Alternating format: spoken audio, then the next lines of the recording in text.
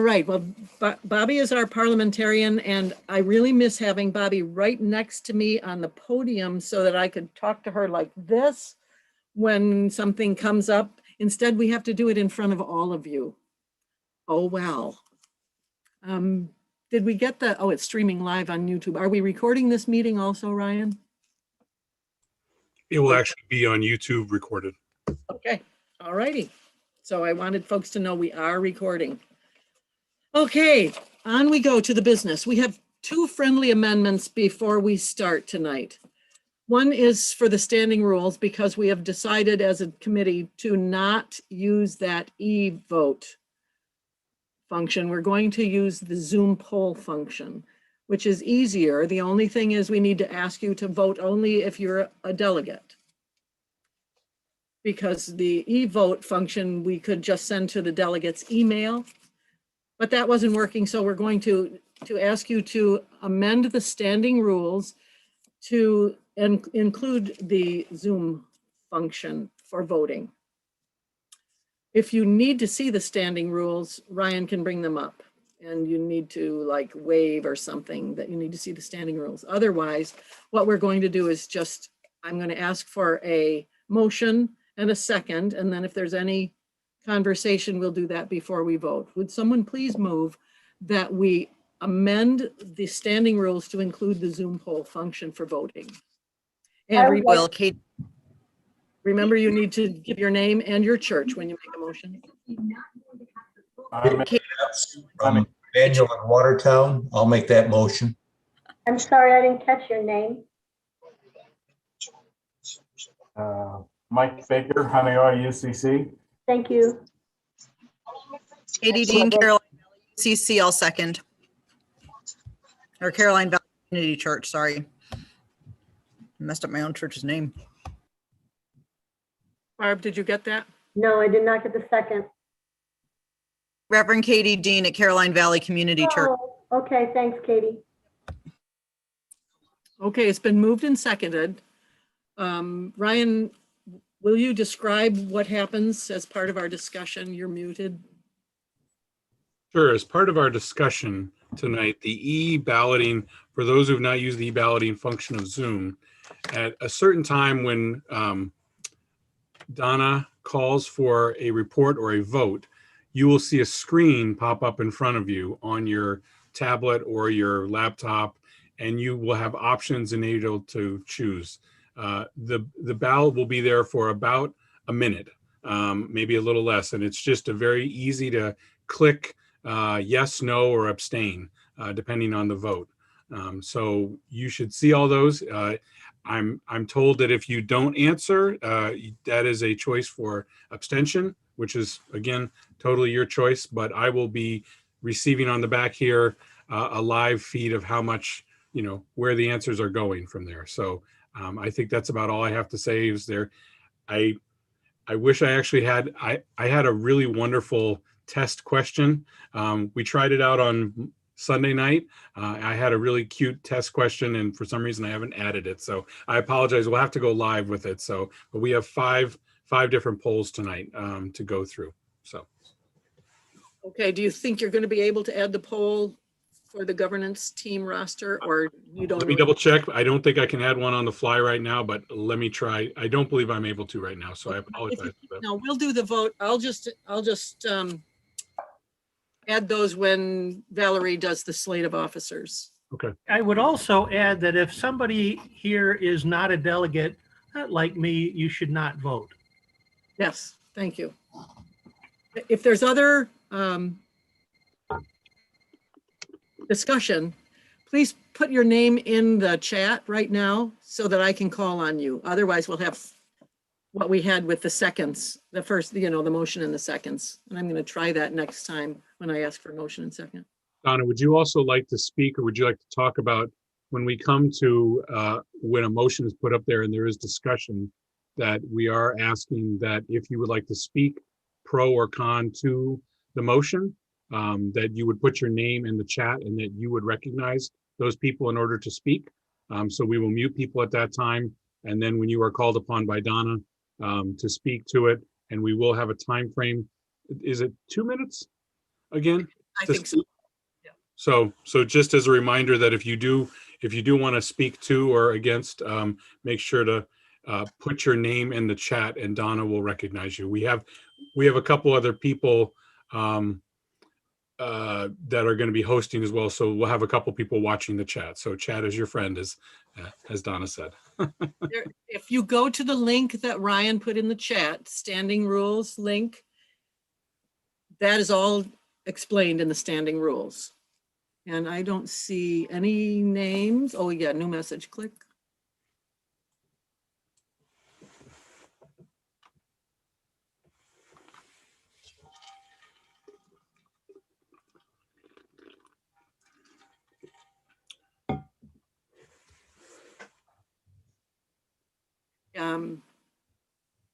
One of the questions is, would it be easier if we used the raise hand function? Not really, because I can't see 3 screens at once. I can only see 25 of you at a time. So thank you, Katie, for the suggestion, but I can't. Janet? Donna, Yes. for those of us that don't know who you are, would you introduce yourself? That would be great, please. Thank you, Linda. Oh my goodness. Yeah, David reminded me of that. He said, you know, they don't all know you. And I said, what? How can that be? I'm Donna Roll. I attend the Arcade UCC in Western Association. I am the music director there, and I am the moderator and chairman of the board for the New York conference. I am in I'm beginning the last year of my term. So I get to Thank run you. this meeting, and you're welcome. And I may get to start the next one. Yeah, I guess I will until the officers are elected. Right. But Judy Van Kennen, who prayed us in tonight, is my able assistant. I'm trying to read to Chris Watson. If you look on the side panel, you can see who's rating. Okay, hold. Yeah, but my side panel is, I still have to scroll, Chris, to see raised hands. And I would have to be, so because I am not like, I see Chris's hand up when I scroll, but I don't see. Chris, do you want to speak? Or were you just showing me? Also, I'm going to say that when we come to a certain poll, the poll questions will actually be anonymous as well. So you'll be able to submit one designation or one yes or no. But if we had the hands up, there is, all of our votes would be visible. So I think there might be some people that might be more comfortable submitting that vote. Maybe I'm wrong. I don't know. Hopefully. Yeah, and I did want to remind that the speaking tour con, we did set that according to this is 2 minutes, correct? So Donna, okay. I have a timer too, in fact, when that comes about. So I'll just say that out loud behind my computer. Wonderful. Thank you. I am seeing no more conversation in the chat. Let's just agree to use the chat for this one because of my Zoom phobia. No, I don't have any phobia. I'm just not an expert like others of you are. And I'm seeing no more chatting. So it's been moved and seconded that we amend the standing rules to include Zoom poll. And we get to try it out right now. Oh, yes. Now we're ready to call the vote. Call the question, and Ryan, I guess that's when you put the poll up. And we What vote question are we calling right now? to amend the standing rules. Okay. So is everybody all set? Drum roll? Could we have a drum roll? If anybody could do a drum roll, that would, for me, this is great stuff. Even if you're not on, even if you're on mute. Okay, so everybody should see right now the friendly amendment to the standing rules should pop up on your screen. You should be able to answer. Okay, it popped and went away on mine. Me too. Yeah, it went away before I hit the submit button. Me too. Mine, Thank mine you. said the poll was closed before you submitted your answer. Yeah. So did mine. Let's try it one more time. Put a longer Okay. time on it. You ready for this, everyone? Mute yourself. If you need to chat, send it to the chat, and I will do the same.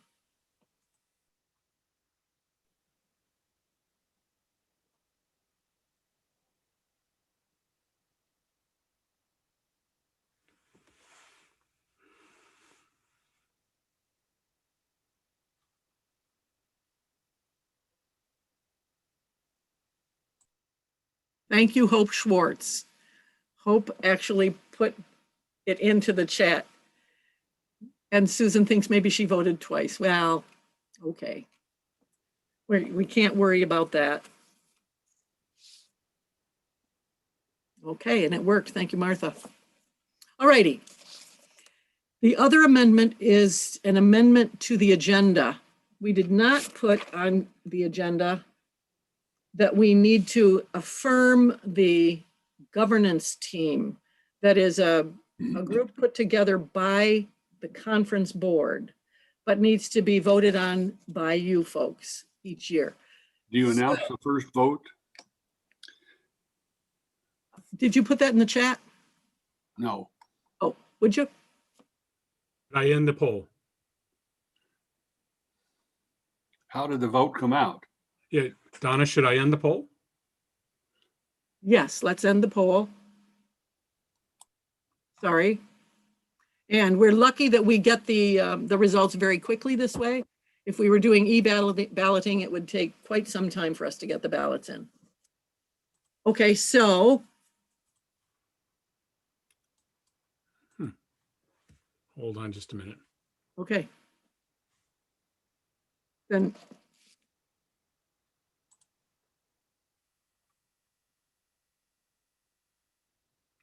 Do people see the poll results? Because I'm seeing nothing. Yes, You can see. Okay.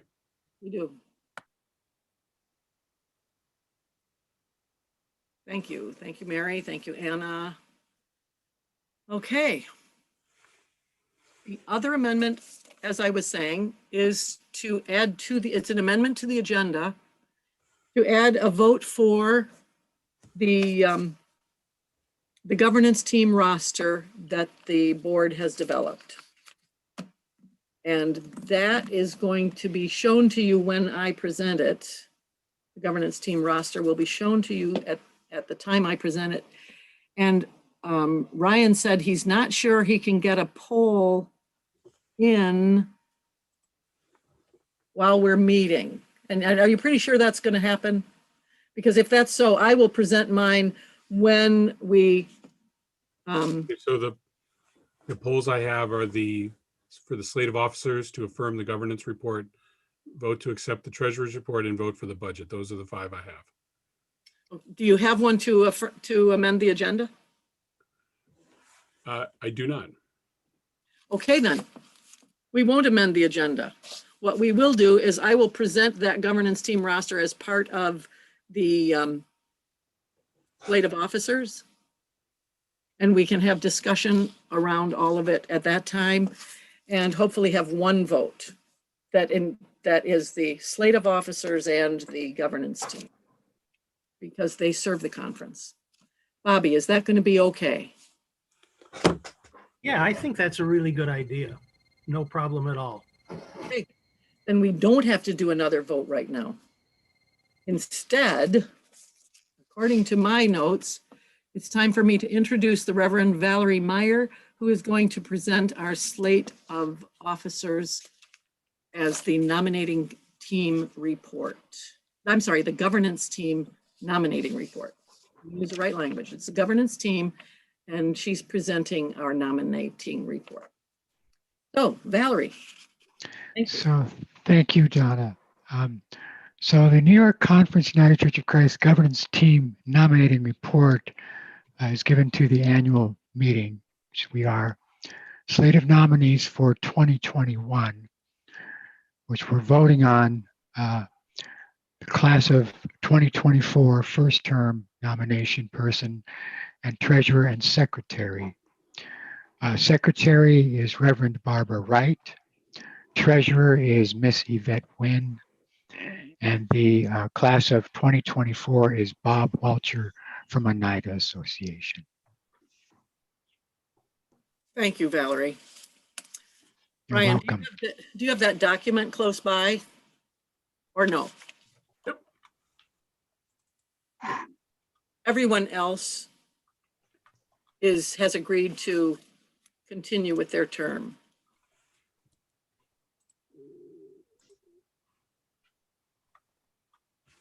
Honest to God. Yeah. So we're voting on the people who are in bold.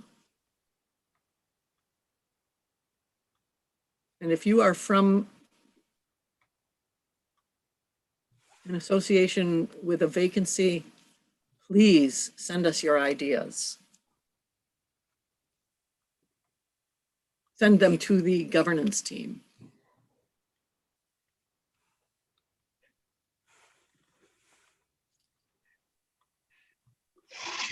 Thank you, Ryan. I would like to do now put your name in the chat, please.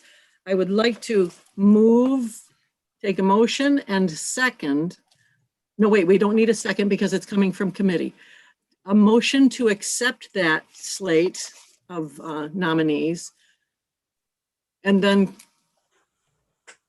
the question, can nominees be taken now on the floor? No, not for vacancies because they go to the governance team.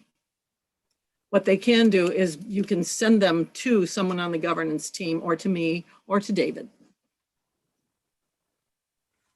Thank you, Andrew. Andrew moved to accept the slate. Do you want to talk to us, Andrew? Now unmute. I just move the motion. Thank you. And you're from which church? Bristol Hill UCC Oneida Association.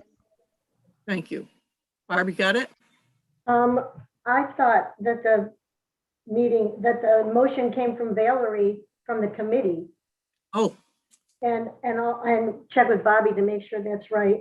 And I was wondering, could we cast one ballot for the governance committee and the board at the same time and just have one motion to elect all of the people? That's what I'm hoping to do. So we would only have one motion? That would come from Valerie, I think. Is that right, Bobby? Yes, the motions from the committee. I think you should have a second and that's it. Okay, but that committee did not develop the governance team slate. No. Yeah, the board developed that slate. Okay, then we'll do that with your report then. Okay, so what we're doing is we have I'm sorry. So Valerie's report, Grace. Valerie's report was the motion to accept that slate. And now you're putting, how many vacancies are there? You're putting your questions over in the chat. There were 2 vacancies. One is the Black River St. Lawrence class of 2022 person had to resign. And the class of 2024 Hudson Mohawk. Wait, Judy, are you saying that the Black River St. Lawrence has been filled? Oh, no. I just didn't know that we hadn't met yet since that letter came in. So the board hadn't. Oh, I see. But my question, Donna, is this. You said you wanted to receive the governance nominations as well.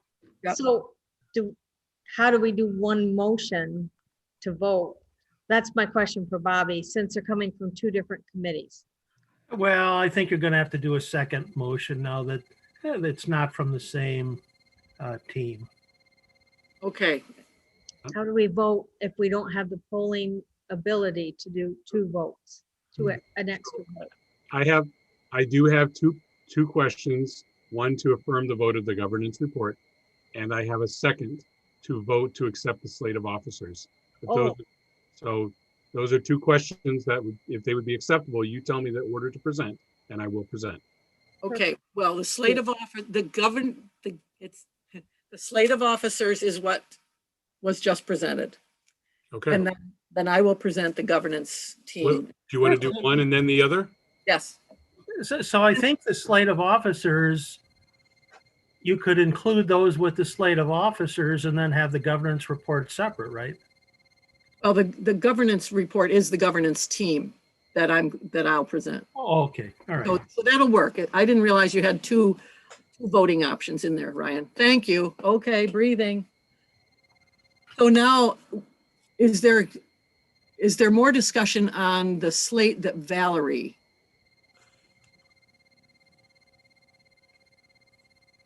presented? I'm seeing Don, if we have one vote, no, we're gonna do, so we're going to have two votes. Thank you. And here it is. Again.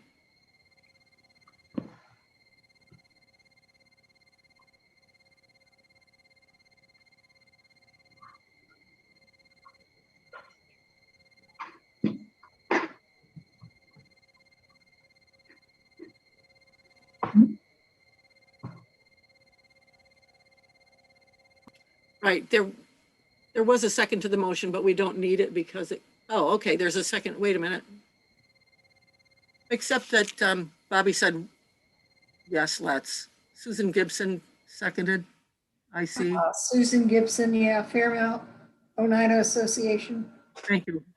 We'll take it for the record. Ryan Howell. Okay. So moved and seconded and talked about, and I think we're ready to talk or to vote. So just for clarification, who do we have as the second? Because there was a second in the chat as well. And are we taking the verbal chat? Barb, where are we going? Susan was in the chat. There's only one, me. I put Great. that, and then I made it verbally. Same person, great clarity. Yep. Okay.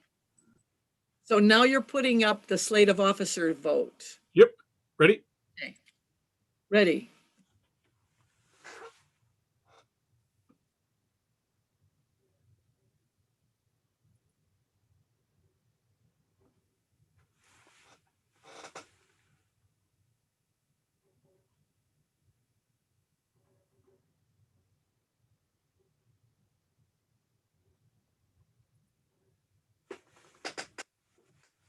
All set?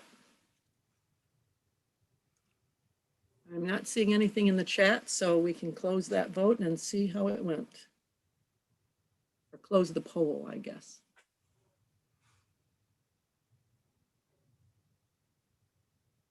Carried. 95%. Thank you all for letting us work through that.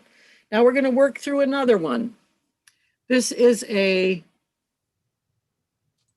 oh, I don't have it right here. I have it on my computer. This is called the governance team.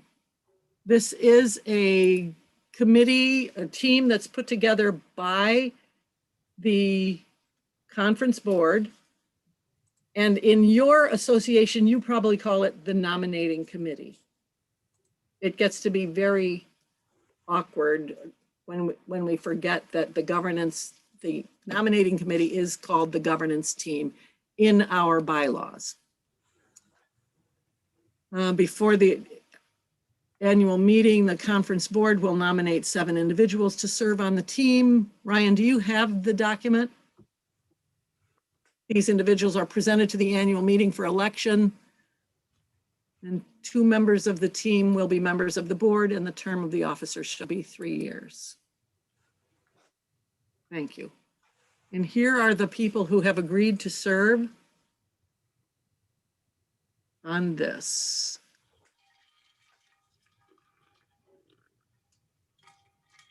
Nominating committee is the primary function. and they are called the governance team. Now, I got to get back to my chat. I would like, let's see. Yeah, I think so too. All righty. Now, I agree, Linda. Or something. I would entertain a motion, and would you put it in the chat, please? And then we'll let you use your mic. Put it in the chat that you'd like to. Second, or make the motion to accept that slate. So we'll take the motion and a second, and then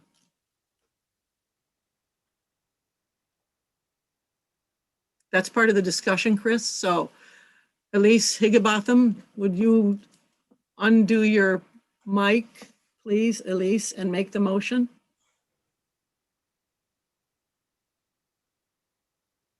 I move that the slate of the slate for the governance team be accepted. Thank you. And we would take a second in the chat, please. Lorraine Tim, Churchville United Church of Christ. I second the motion.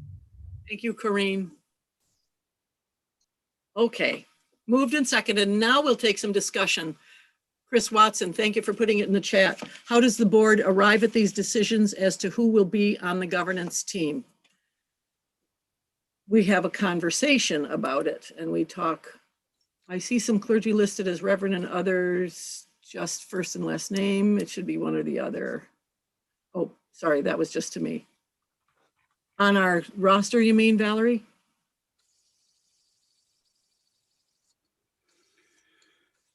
Anyway, it's through conversation, Chris.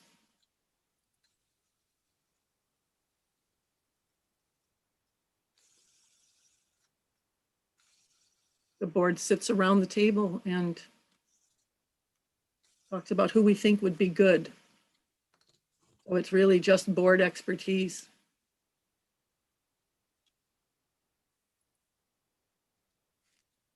Or lack thereof.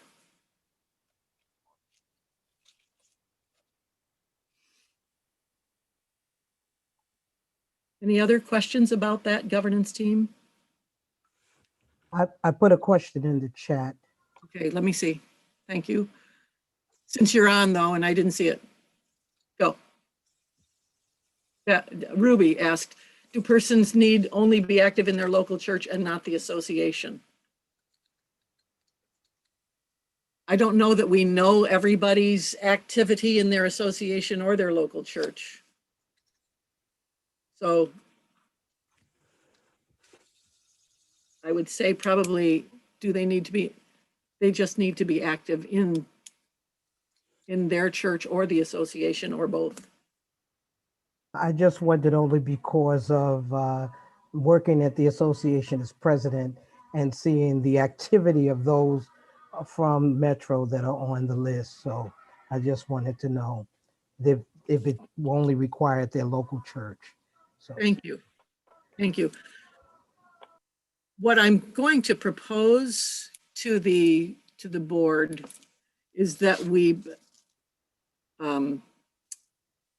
put this list into classes also, so that it's a couple of people every year coming on and going off.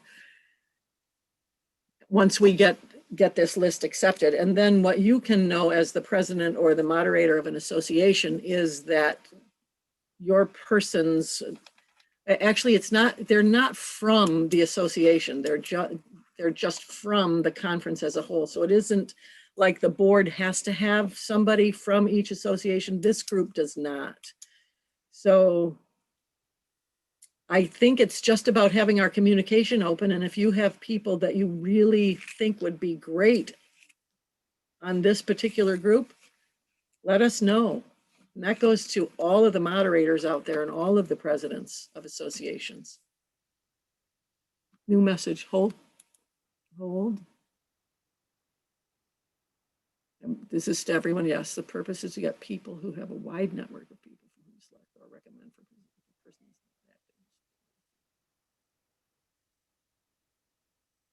That's a good point, Chris. Is there anybody who is not on chat, so you'd like me to read these chats? Like Corrine, are you on chat? Can you unmute? Yes. You are, okay, all right.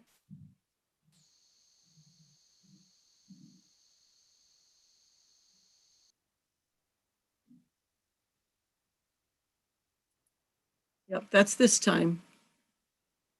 Grace abounds. And we'll carry on and we'll do better. We'll do better. Here comes my thunder and lightning.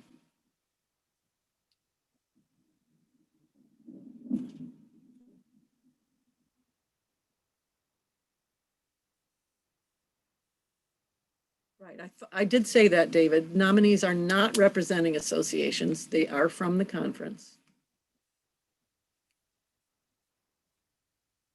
But the point that the association leadership might have people they would recommend, but any of you who are hearing this can recommend to us, hey, this person is really a good worker. That's right, we're all from the conference.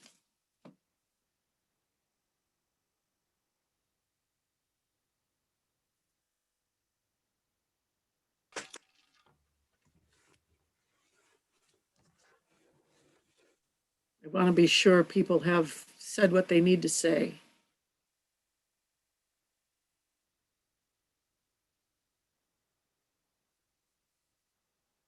Persons enrolled within New York Conference are from the conference. Yes, that's true, Terry, yes.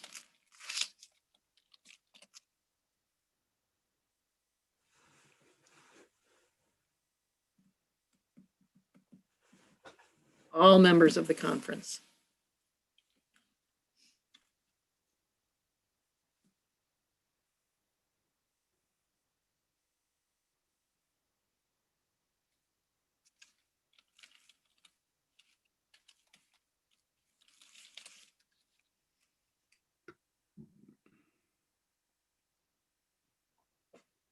Donna, I think we can move on to taking an action.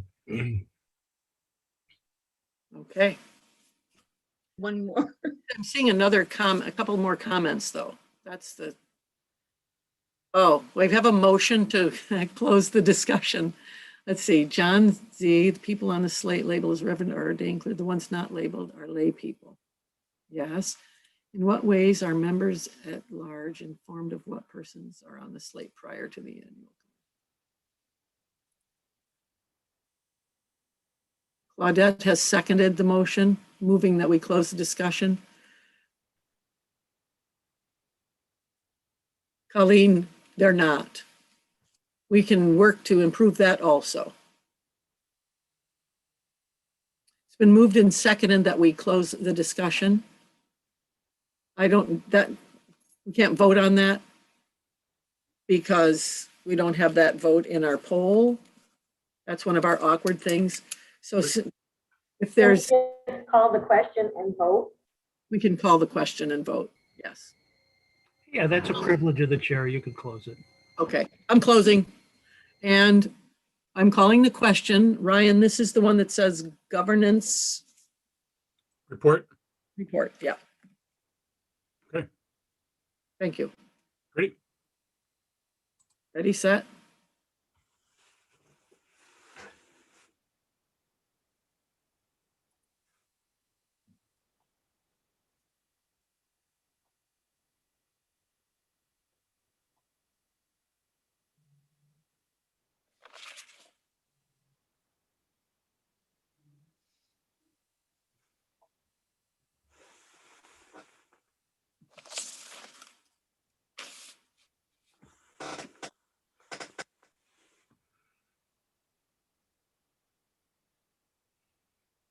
I'm just making a note, Colleen, that we need to get this work done earlier so that we can put it out to the conference at large. I think that's long enough unless somebody does this in their screen because Ryan can see. Like, I'm not done. Okay. Good. Okay, closing. And tallying. Carried, thank you. And David's been putting numbers up. Very nice, boom. Here's my gavel, boom. Thank you for that. Thank you for your concerns and your good feedback. It's time for a chat out. Ryan, did you have music planned for this one or not? Absolutely. Oh, absolutely. 67 yes, 4 no, 1 abstain. All righty. And we'll just give you a few minutes to either say hi to somebody or to tell us what you miss about in-person meetings or what you've loved about the synod things that you've seen so far. Or, yeah, go ahead, Ryan. And we'll just do it for a little bit.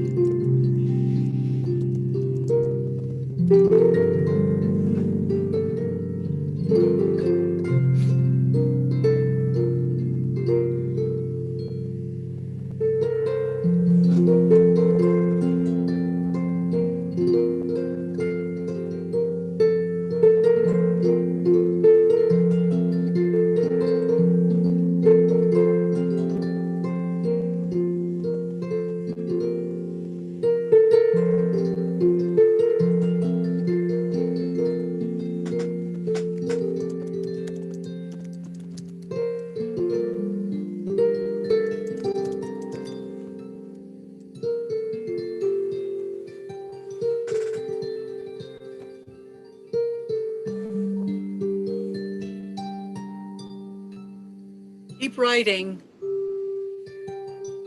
Keep writing. I do think that the Valerie Kaur presentation is going to be available to everybody. Oh yeah, let's see. Okay. Thank you for reminiscing. I'm still hearing music.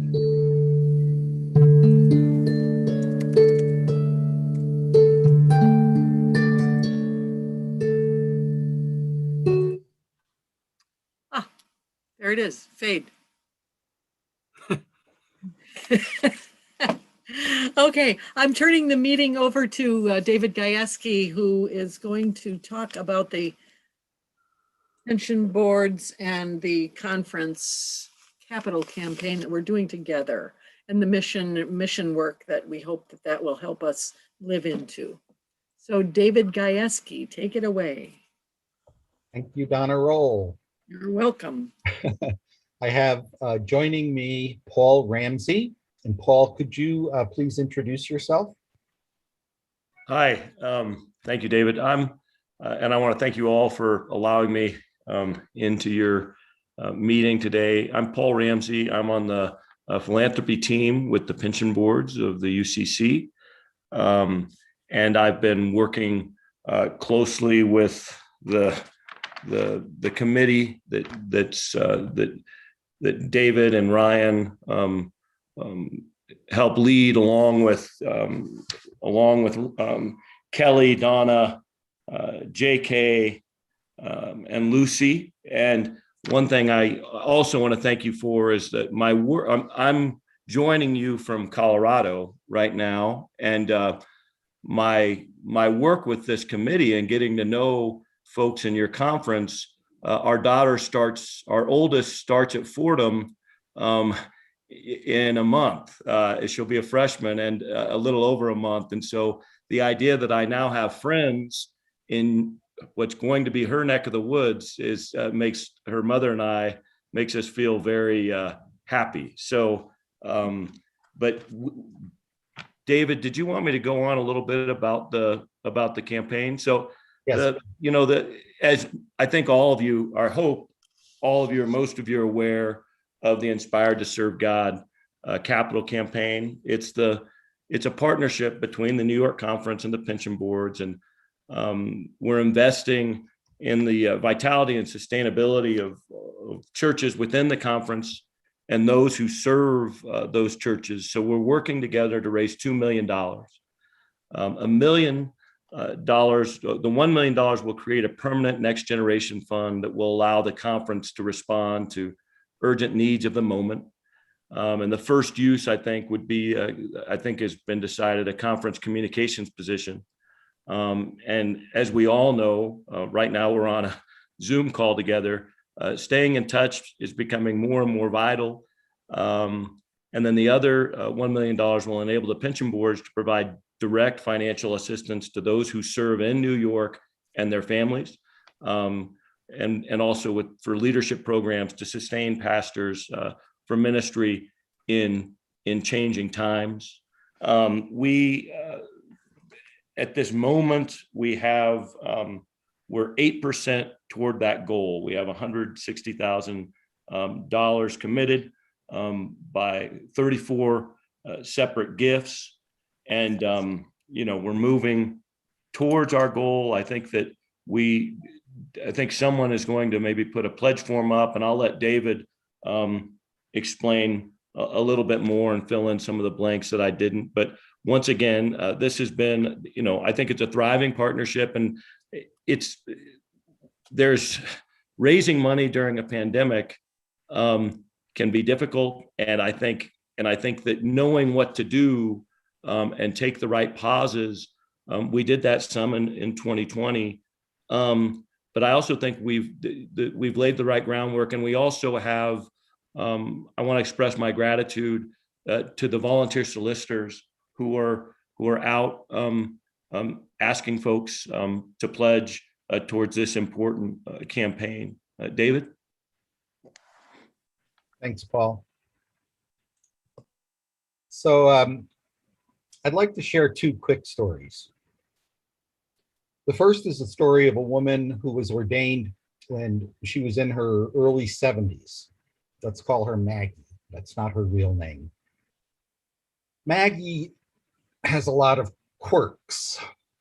She is not the most articulate speaker, and her enthusiasm for everything often raises the eyebrows of everyone. But Maggie loves Jesus, and she loves Christ's church. She used all of her life savings and retirement savings to pay for a seminary degree. After she was ordained, she served a tiny rural church. Her first month there was a devastating ice storm in her community. People were without power for 2 weeks. Most of them stuck in their homes in the month of January. This is true. This is a true story. Maggie walked on the ice to every member's home in that community to make sure that they were okay. Even though her preaching was, well, it was enthusiastic, but not stellar, everyone in her church loved her.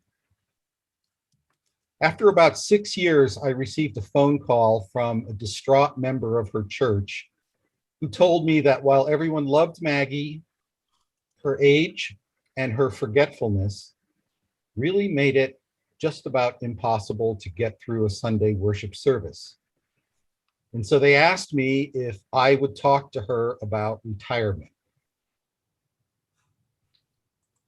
I remember the tears welling up in her eyes across the restaurant table when I said the word retirement. She loved her church. She loved it so much that she knew that they were right and it was time to end her ministry. Without work and with only 6 years of annuity from this very modest salary, she would retire well below the poverty level.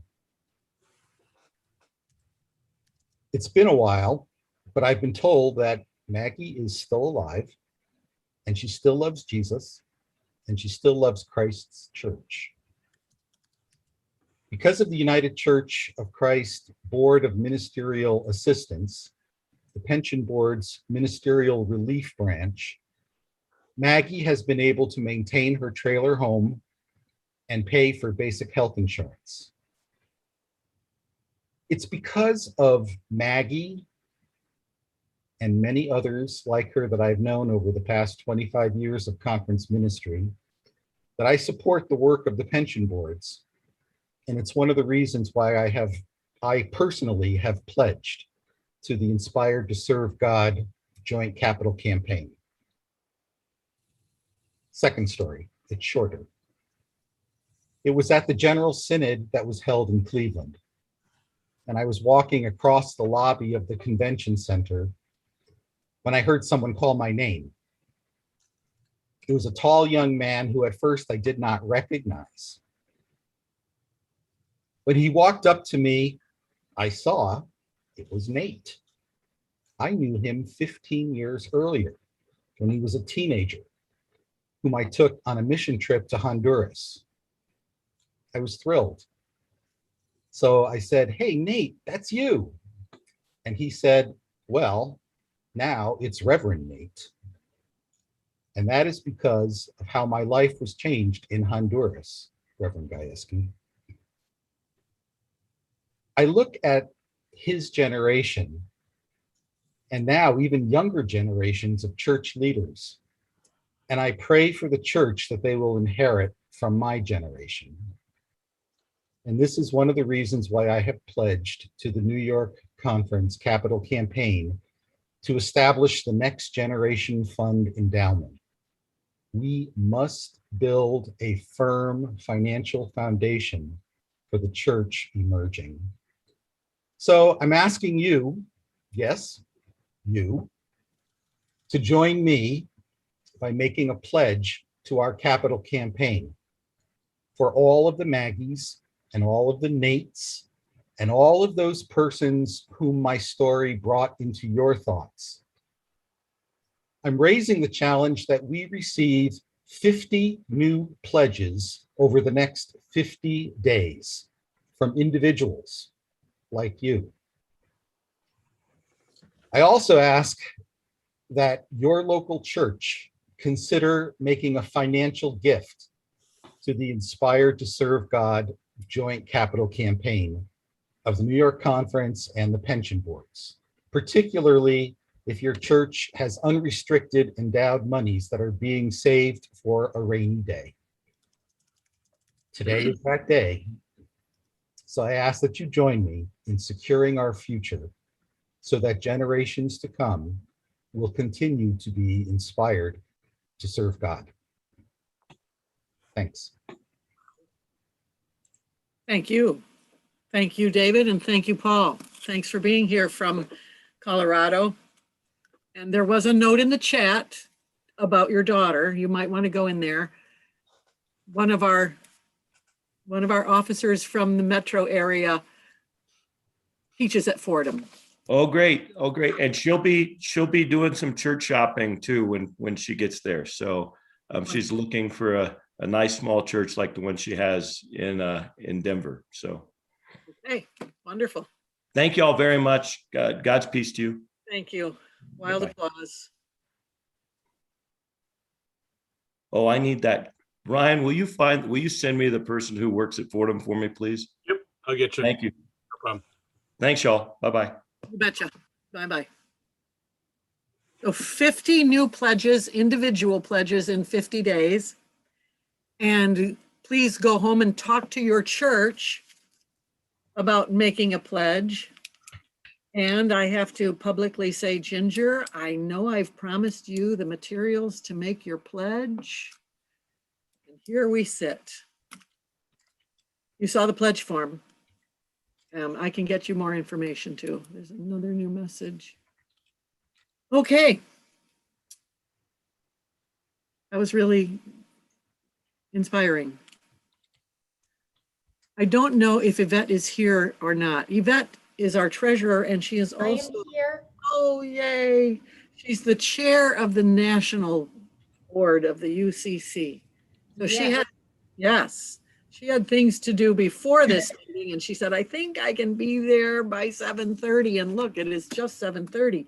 Yes, So, 15 minutes early. Oh, yay.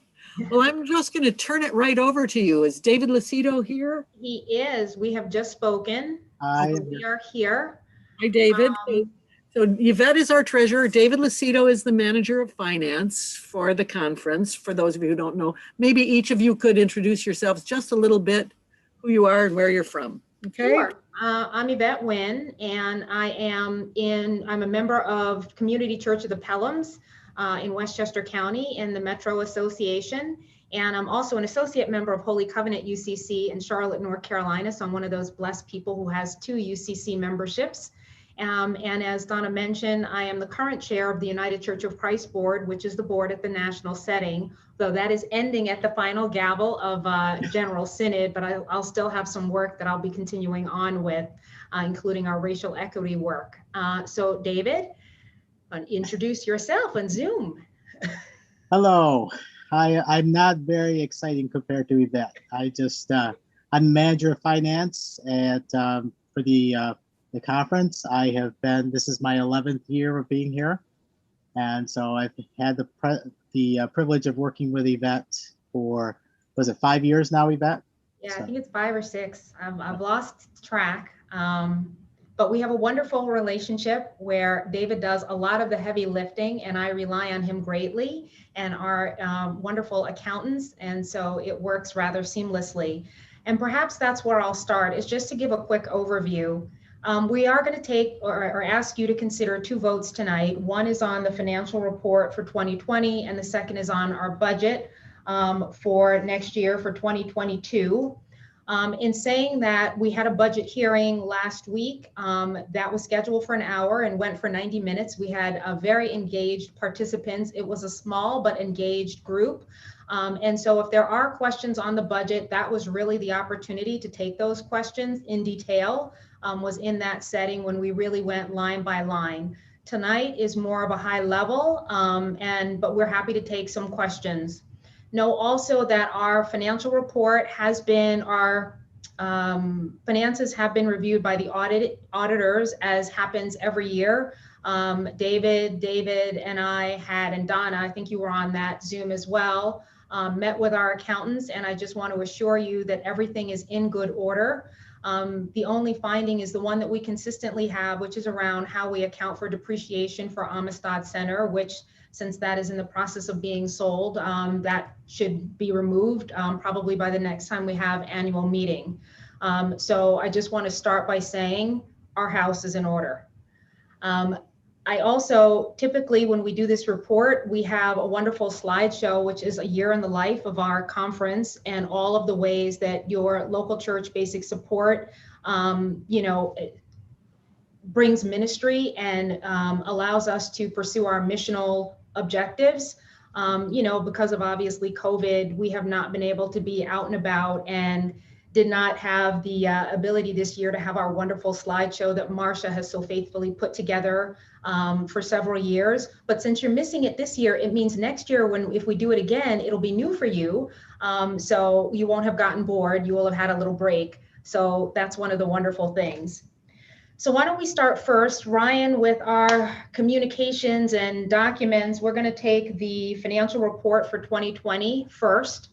And if you can put that up on the screen.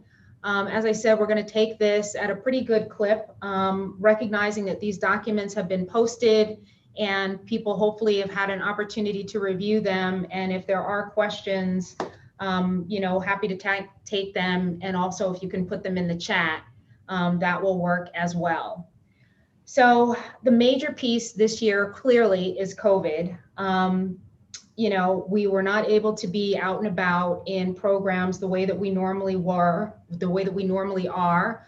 I'm pleased to say local church basic support and the assessment from the Reformed Association honestly performed very well when we think about COVID and how that's impacted all of our lives.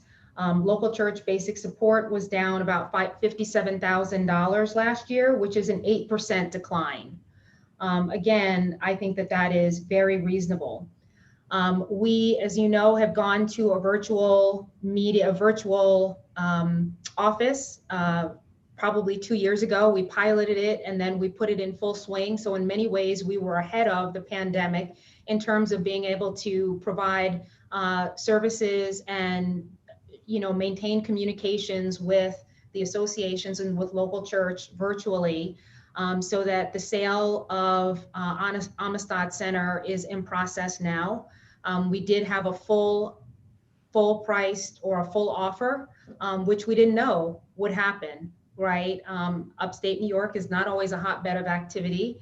And it's a unique space in some ways, but we actually had a bidding war, so God is good. So moving on to the next page, challenges is, the unknown, right? We're all coming out of COVID. It's wonderful that we're able to move around and do some of the things that we're used to doing, but we don't know the full impact of what that will be on our churches and their ability to continue support the conference. Clearly, the conference provides a lot of services to our local churches, both in terms of search and call, in terms of incredible programs that, if it's our racial equity work, it's our ecumenism, it's our mission, it's so many different ways that we touch our local churches and our communities, so that we don't know, though, what churches are going to be able to do coming out of COVID. So that's an unknown. How does that affect our direct giving? Not just the churches, but the people who support our conference. We have several different programs, Friends of the Conference, direct support, the Capital Campaign. The Capital Campaign, as we've heard, has been around for a couple of years. It's a little slow starting, not unexpected in a year of COVID. We have had direct giving. As you can see in one of the upcoming pages, there is a great bar chart on page 11, which really looks at the direct support of the conference, which we'll get to in a second. And as I said, budget concerns. So what is the year to come? So keep going, Ryan, doing great. Statement of financial position. So you can see our cash position, our investments are up. You know, the rest of it is pretty standard stuff. Not too much change. Total assets have grown, as you can see, from 2.9 million to about 3.3. So God is good, and we're grateful for that in terms of our asset pool. One of the things that I do as treasurer is to participate on the investment committee. I don't chair it, but we're always looking, because one of our biggest assets is clearly our investment account, is monitoring that very closely in terms of our asset allocation, managers, which is with United Church Funds. So we're really grateful that they've performed as well as they have, and the overall market has performed. Next slide. The PPP funding and other COVID-related grants definitely helped during the pandemic. You know, we are very grateful to that. You know, we had a situation where some of how we qualified for the PPP had to do with an association. You know, we did portion out their share. And we thankfully have been forgiven in terms of qualifying for forgiveness. So it does not appear as a loan. It is now actually a grant, or, you know, that we have those funds, which definitely helped. Investment returns were surprisingly positive after COVID. Again, we didn't know how we were going to do, but God is good. So we thankfully were able to deal with that. The shortfall last year from an operational standpoint was about 71,000. So it could have been a lot worse. And between the investment returns and PPP, we were able to ride that through. Keep going. Statement of financial position in terms of our liabilities and net assets. You know, I won't go through all of these. You can see the numbers aren't moving incredibly a lot. Expenses, yes, but you know, we're always going to have those with us. Investment held for others, no change there. I don't know, David, if there's anything you would pick out on this page. I don't want to leave you out. Oh, no problem. I think the big issue, or the positive, is the fact that our net assets increased during this time by almost $350,000. So that was a really Investment return. Yep. A lot so of that it. was a real positive. Yep. And so this is where we stand. Next slide.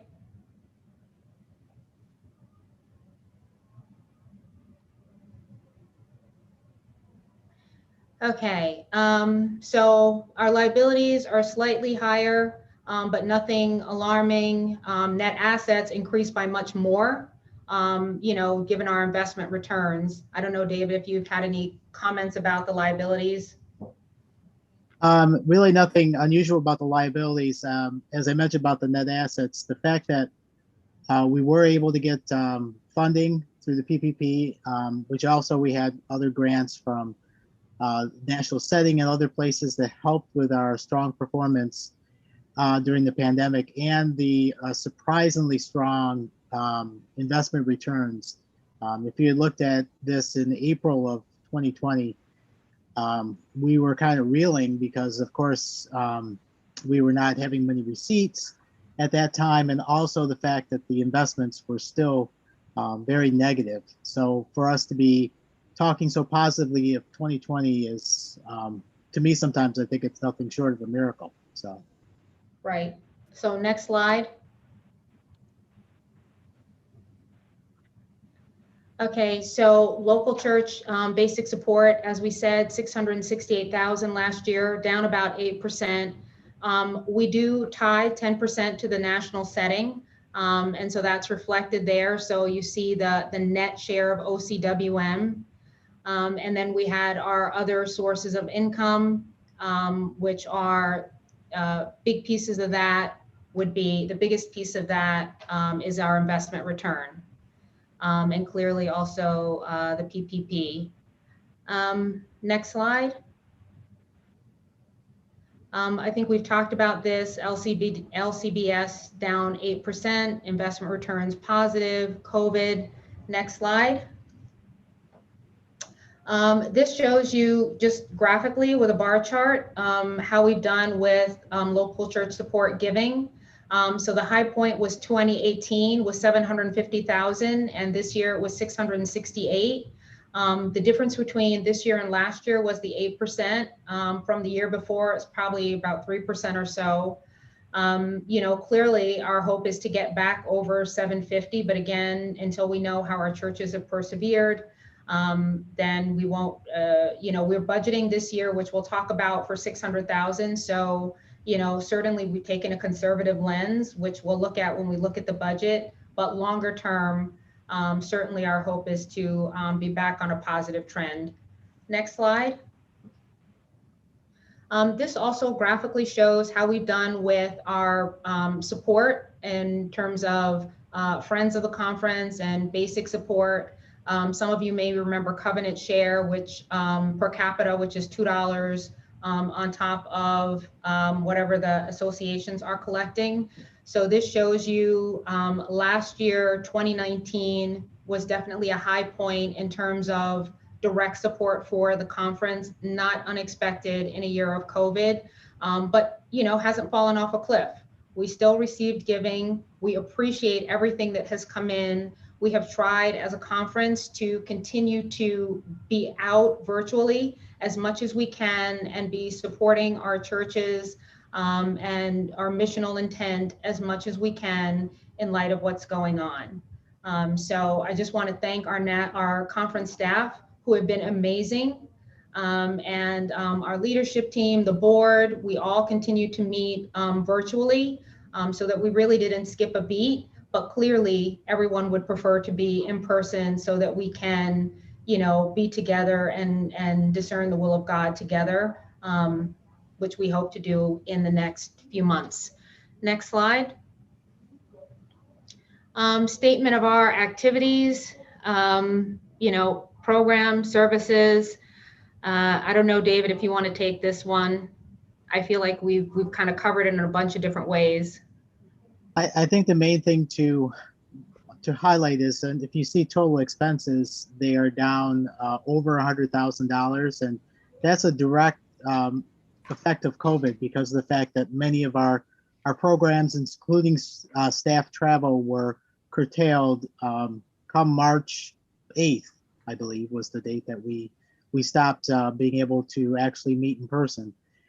So that really had a big effect that helped us to have a better financial position. Of course, it limited some of the things we could do, but also we tried to be innovative, as Yvette mentioned, about how the staff was more virtual and had regular office hours and doing other programs to try to assist the churches in whatever way that they could. Yeah, the one piece that I'll just highlight here is the change in net assets. Even though our income was higher last year, our expenses were also higher. And so the positive change in net assets was $100,000. This year, we had lower expenses. We had lower income too, but lower expenses, and the investment returns rebounded very strongly. So our change in net assets is actually, even with the lower top line income, is higher this year. So I thought that was important. And as we said, our net assets grew by a few $100,000. And so we are grateful to God for that. Is that our last slide? We might have one more, which we just kind of spoke to in terms of ministry expenses and staff travel. So the good news is that things improved in 2020. We don't know, but we are prayerful and will continue to work and try to deliver as much value and resources to our local churches as we can in the months and years ahead. We do project a deficit this year, I will say, which is in the budget. We, expected to have a bigger draw on our investments than we have. So even though we projected, we'll see what it is. We may not need it. So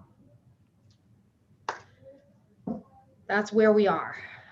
I think this year in the budget, David, right, it was about 48,000 that we had to transfer. For 2021, for 2020, actually what we have moved, or last year I should say, what we moved was 48,000 and we budgeted higher than that. Correct. Yeah. We went much higher. You want to address Chris's question? Has there been any thought to using the interest on investments to give grants to churches and engage in racial and social justice work? And what are we doing with the investment returns other than holding on to it? I think we have done some grants this year in COVID, excuse me. We definitely highlighted grants and things that were available from the national setting, and we made some funds available at the conference level. David Gajewski, I don't want to speak for us, so perhaps you would want to answer this.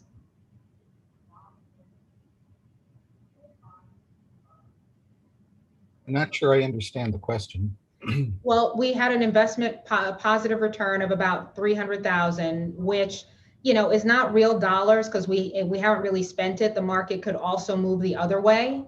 And so it's a paper gain until it's till it's actually spent. But the question is, since we're doing well from our investment returns, could we be doing more for our churches?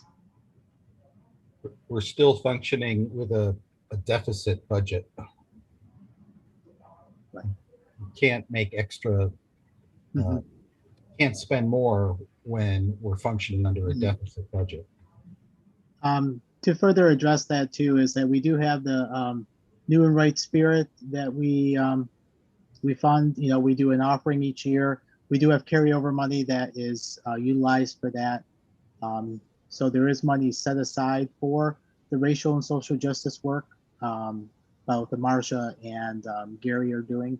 So I think what David said is right, that we have, as far as the conference, we're still looking at deficit budgets going forward in 2022 and possibly in a few years or another few years. So we're trying to stem that issue. We don't know yet what it's going to be. Right. We're projecting decline in income, but until we get to a stable position, I would say the one piece of this is, since I've been treasurer, it's been very sort of uneven in terms of our finances. And until we get to some consistency, I think it's kind of hard, because one of the things you don't want to do is, you know, set up something that we can't maintain. Right. So I think we need to get to a stable position. And certainly once we have had the capital campaign and we're building more of a cushion, you know, for the down years, I think we can really look at that. Okay, so this is coming from the board. So I believe it does not need a second in terms of a vote for the 2020 financials. So Madam Moderator or Madam President, I think we have to get the motion out so that we can take any further questions. And I apologize, I was taking questions and they should have been through you. That's fine. That is just fine. I think that we've addressed all the questions too, and people continue to talk in the chat. So the chat is working beautifully. We need a motion to accept the treasurer's report. And my understanding, Bobby, is since it's coming from the committee, the finance committee, that we do not need a second. Oh, correct. So if you would like to make that motion to accept the report you just heard, would The you please? motion comes from the committee. That's who made it, right?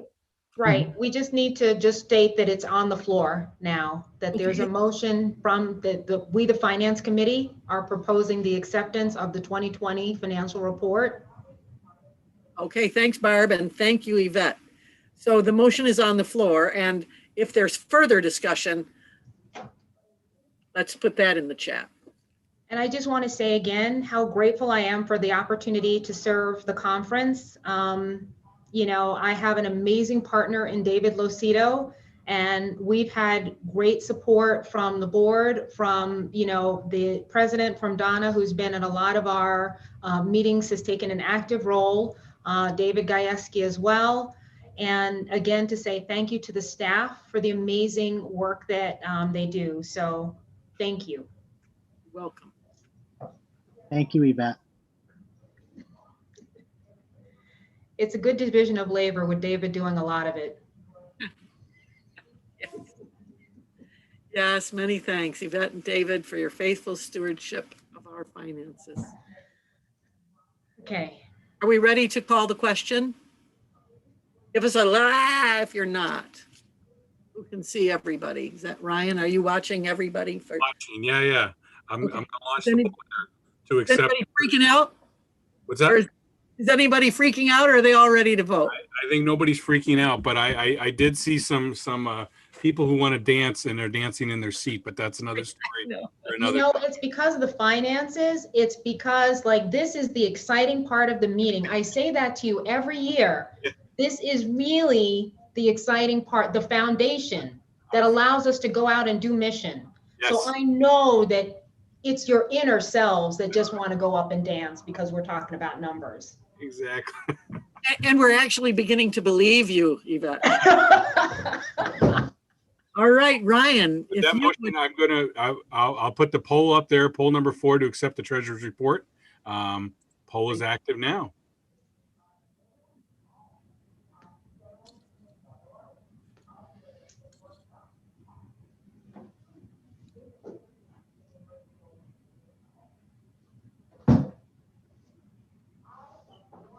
Okay, and we'll wait until.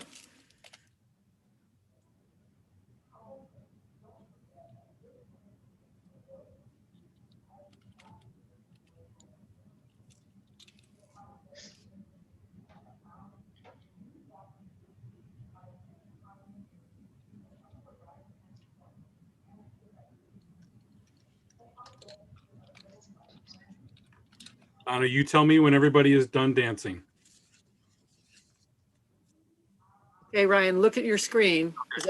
If somebody does this, means they haven't, I think they probably have had plenty of time. Thank you. Great. All right. Well, we have one more financial report, so don't save all your energy. Hold a second. Hold, we're going to look at the results here. Thank you, Ryan. It's passed, of course. This is exciting.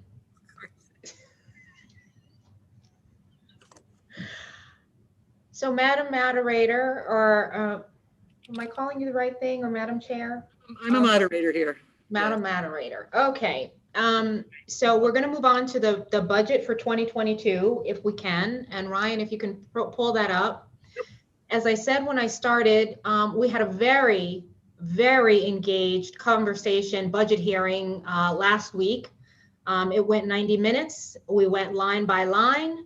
If there are any questions, I think we've covered a lot of it in the financial report, which is just to say that the proposed budget, our top line for local church basic support, we are proposing a decrease down to 600,000, which represents a $50,000 decrease from the 2021 budget. I'll lift up the unrestricted transfers, which is line 11. We are budgeting a $182,000 draw, to Chris's earlier point. We don't know, if income comes in stronger, we may not need to. We don't know what's going to happen, but we are budgeting for that. We thank all of the churches and the individuals who support the conference. That's all broken down in this first set of operating income lines. So I'm not going to go line by line. I think I want to go maybe to page 3, just to kind of zero in on where we are. Is this the page I wanted? Total income. We are think I apologize. That was not where I wanted to go. Let's go back to page 2. Apologize. I just want to scroll through this and just, see if there's any questions. As you can see, staff travel, we're looking at a rebound. There were questions about the staff offices and how that's maintained. And, we do have, cars for the staff. There's leases. Even before COVID, certain members of the staff had home offices because, as you know, New York State is quite big. And so, we maintain that. Let me think, any other things that we need to lift up? We'll continue to put money, mission dollars in church development and revitalization. Even with the challenges we have, we continue to want to be forward thinking on that score, which is line 73 and 74. We can keep going down.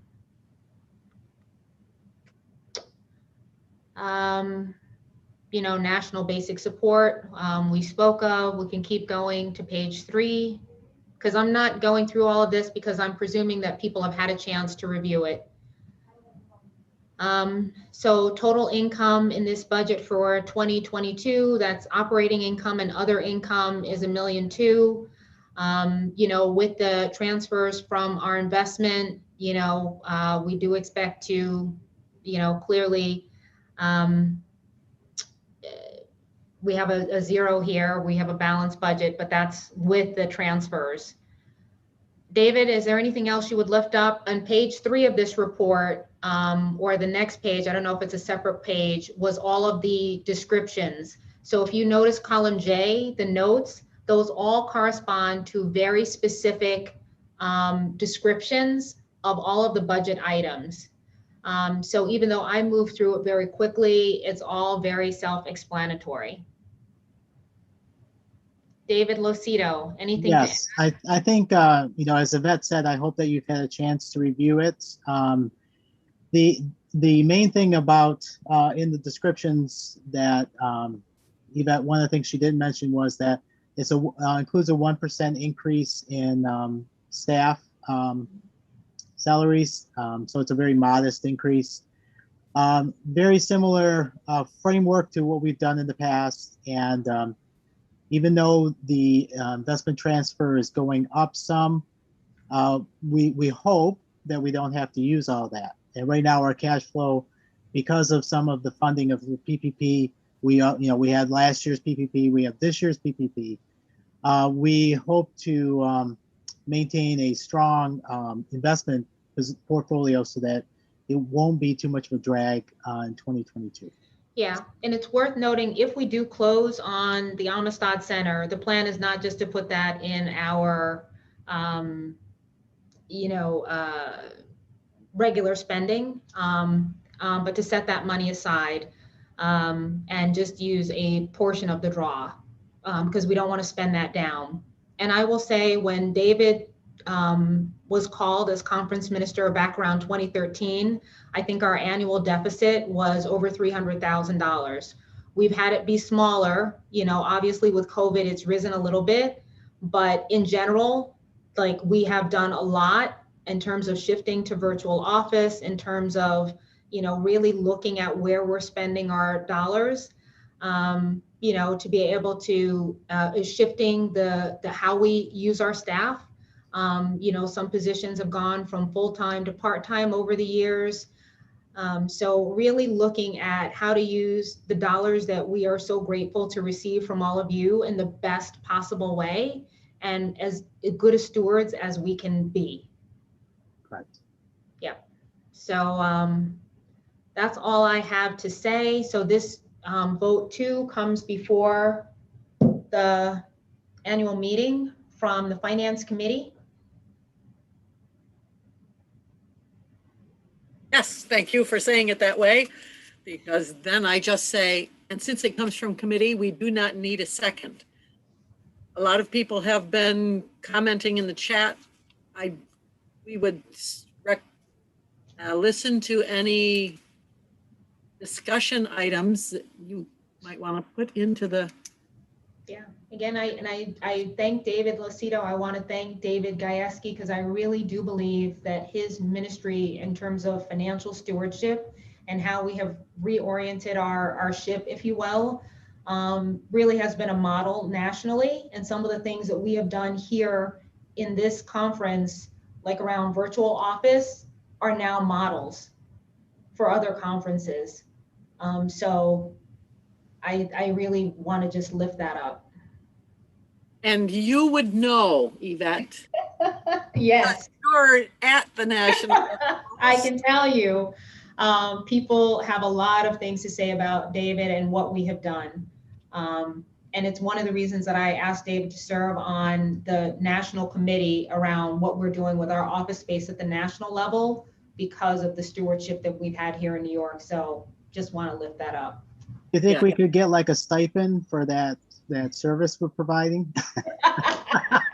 That leadership. You can probably get a star in heaven for that. I want to officially thank Yvette and David Lucido also for their hard work at Thank you. keeping us We're getting there. numbers. We're getting there. So, Well, some people are numbers people and some people are not. And I would fall into that second category. well, I'm a people person. Even though I work in finance every day, I would say I'm a people person, which is why I partner very well with my numbers guy, David Lucido. Yes, yes. And Thanks for that. and all of the stuff that's been said. Right. It does not look like we have any serious discussion on this, so I would like to call the question and I would like to vote to accept the 2022 budget as presented by Yvette and David.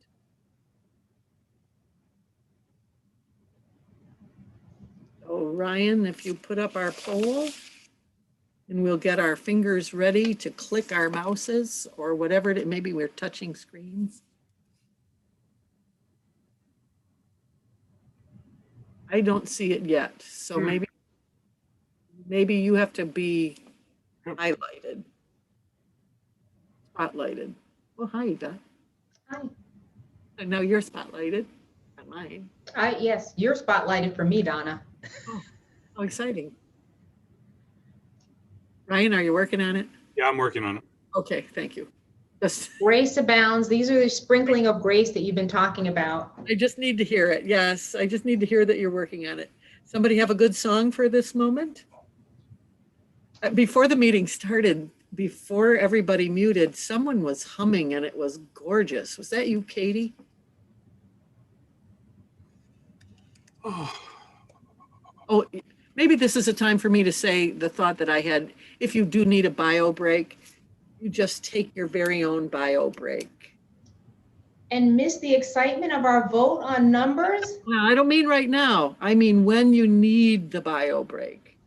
In other words, I am not going to release this august group for a bio break and expect that everybody's going to be able to make it back in 5 minutes.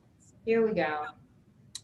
Oh, that's the treasurer's. Good. That's the poll results from the treasurer's report. Okay. Okay, we know that passed. That's what we're seeing, Ryan. Okay. Are you seeing this now? We're seeing poll results. Okay. We're not seeing a new poll. Okay, a trivia question. Which conference minister has been barefoot throughout the annual meeting? Which conference minister has been barefoot throughout the annual meeting? All of them? Maybe. Maybe all of them. Well, I will tell you, in the meeting that I was just in, I saw one of our old friends from the conference, Michael Kane, and he sent his greetings. He was in my General Synod optional event around frequency. Which, Yvette, I wanted to attend but couldn't because I was here. I understand. I understand. Did that go well? It did. We had a really good group. Lots of folk engaged from around the denomination, so it was wonderful. How Are are we- we doing, Ryan? Should we come back to it, or can we just type it in? We could just take a break. Just, can we take just a 5-minute bio break? Oh, my goodness, really? Yes. Okay, 5 minutes and then it's a vote. So it's 8:08 on my clock, 8:13. Okay. Yeah, let's give Ryan 5 minutes to try to figure that out because this is one of the most important votes that's in front of us. Andy, are you online? Me? Yeah. Yeah. Could we talk real quick? Could you just give me a call? Yeah. I don't know if I have your cell phone handy though. I'll give it to you. You guys need to make sure you mute yourselves, Ryan and Andy. Yeah, thanks, Gary.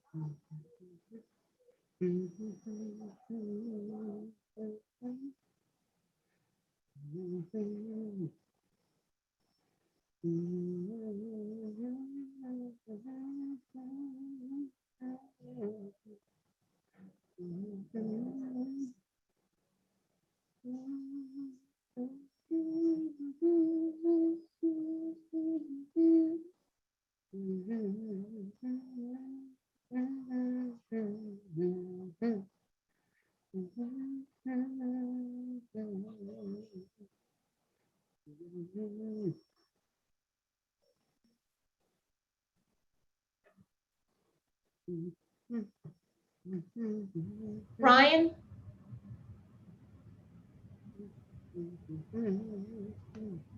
Yes. Can we just take it by a show of hands? That's how we vote in the national setting. Really? Hold on just a sec, Yvette. Yeah, hold on. Yeah, hold on.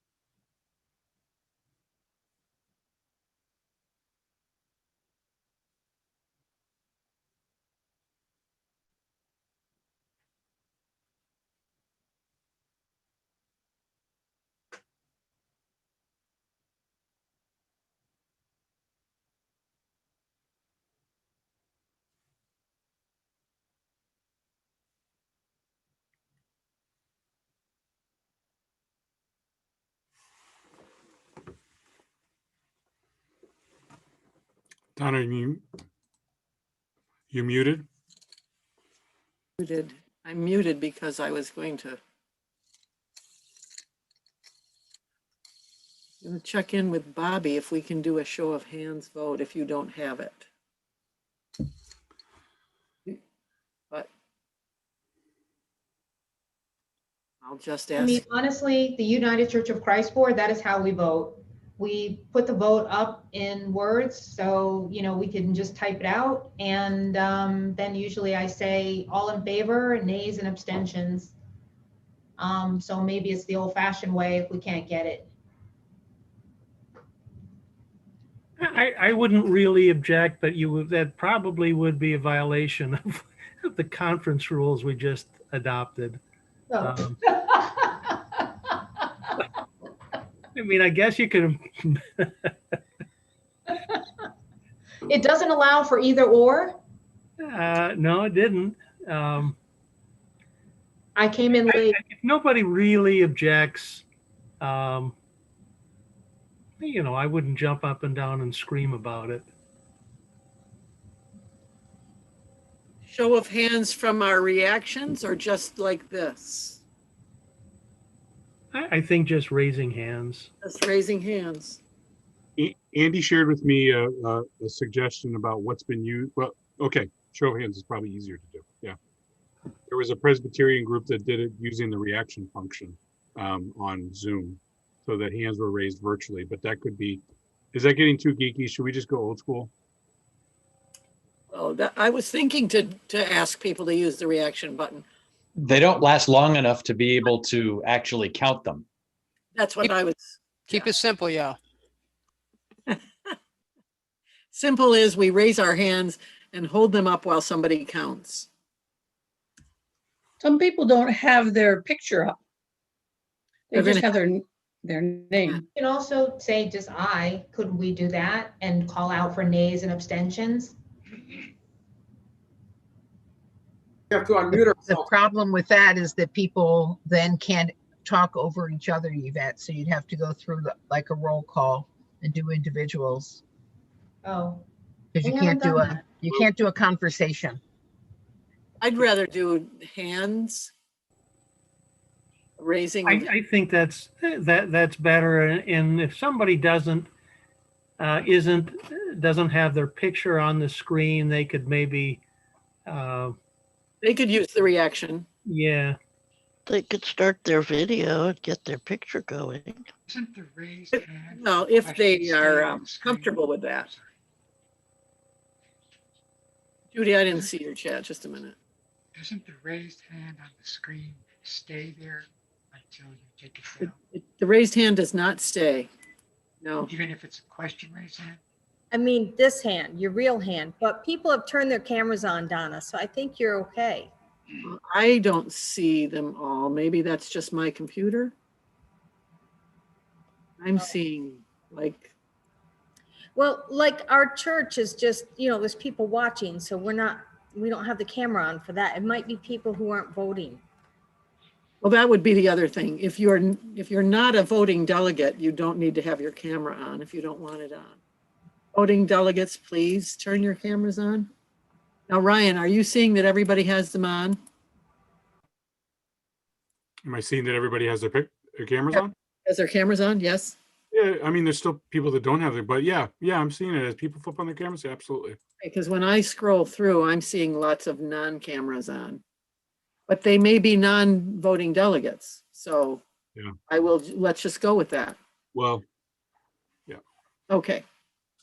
So for those of you who we can see, and Bobby, do we need a vote? Oh, I just saw it. Oh, that was my screen. Oh, It was just on his screen. That was my screen. That was my screen. yeah, he's just showing his screen, not Showing you literally what I'm looking at, which makes it more frustrating. So yeah, so that's yeah. Okay, Michael Sloan, that is okay. He's driving, headed to New York City. We don't want you to turn your screen on. I accept the 2022 budget of the New York Conference of the United Church of Christ as presented. If the answer to that is yes, will you please raise your hand? And Ryan, will you look, because you can see so many.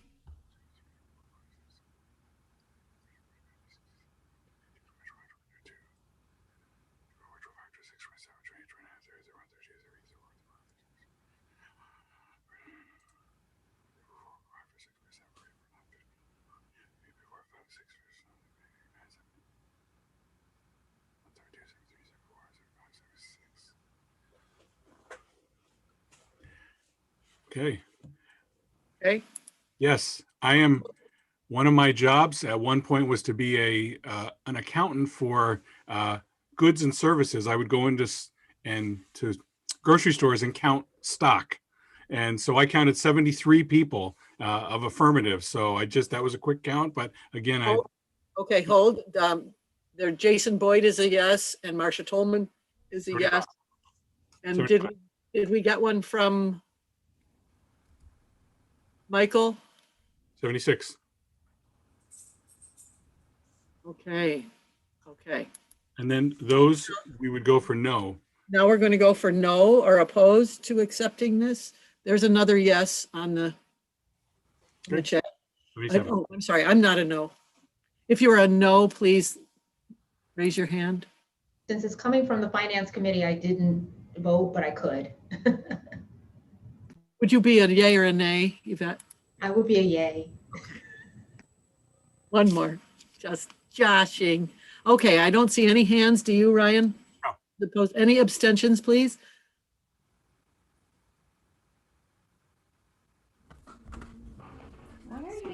There either. Okay. Okay. All right. So the vote has carried. Wow. Hashtag old school rocks. Old school rocks. Boom. And this is going to be an annual meeting for the record books. We are going to we have so many stories now to tell, don't we? Yes, grace abounds. Thank you, David. Thank you, Yvette and David and Ryan. Ryan, thank you. And who was it you called on? Andy Hindman. Andrew Hindman is he's amazing. Is that a name I need to learn? Yes. Okay. I'm writing. We all need to speak his name, so it's fine. So yeah. Thank you, Andy Hinman. And thanks be to God who gives us this technology and the grace that we have for one another. Wonderful. All right, according to my paper, it's time to install the officers. That would be the council, that would be the governance team, that would be anybody who works at the conference level on anything. You may consider yourselves as being installed. So our what was I going to say? Volunteers, our committees, our commissions, who are all working on behalf of the conference. David's going to lead the installation, but the litany is going to be on the screen for you so that you can share. Please leave yourself muted for this. I will mute myself, but please join when it's time for the people to join. Oh, okay, I will be the people. We probably need some person being the people. Donna, can I just suggest that for those who are being installed, when we come to that point where the people speak, just unmute yourself there so we can hear all those voices. Okay. Okay. Sure. Okay. Affirmation of ministry is the act whereby a setting of the United Church of Christ recognizes the diverse gifts of its members and celebrates the particular ministry of each person in the life of the church or in various settings in the life of the world. There are different kinds of spiritual gifts, but the same Spirit gives them. There are different ways of serving, but the same God is served.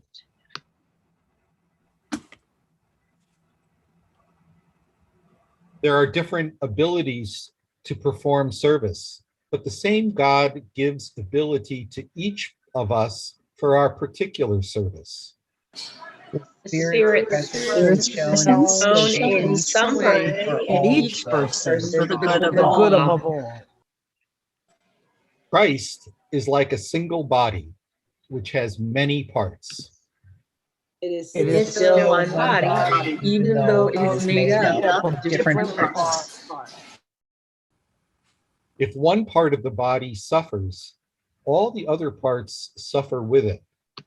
If one part is praised, all the other parts share its happiness. All of us are Christ's body. Each one is a part of it. These people have been called by God in accordance with the faith and order of this church to serve among us. They have accepted their call and are before us in witness to their willingness to serve. Sisters and brothers in Christ, it is an honor to be entrusted with the responsibility for particular service in the ministry of the church, whether gathered or scattered. Having prayerfully considered the duties and responsibilities of your ministry, are you prepared to serve with the help of God in Christ's name and for the glory of God? I am. Do you promise to exercise your ministry diligently and faithfully, showing forth the love of Christ? I do, relying on God's grace.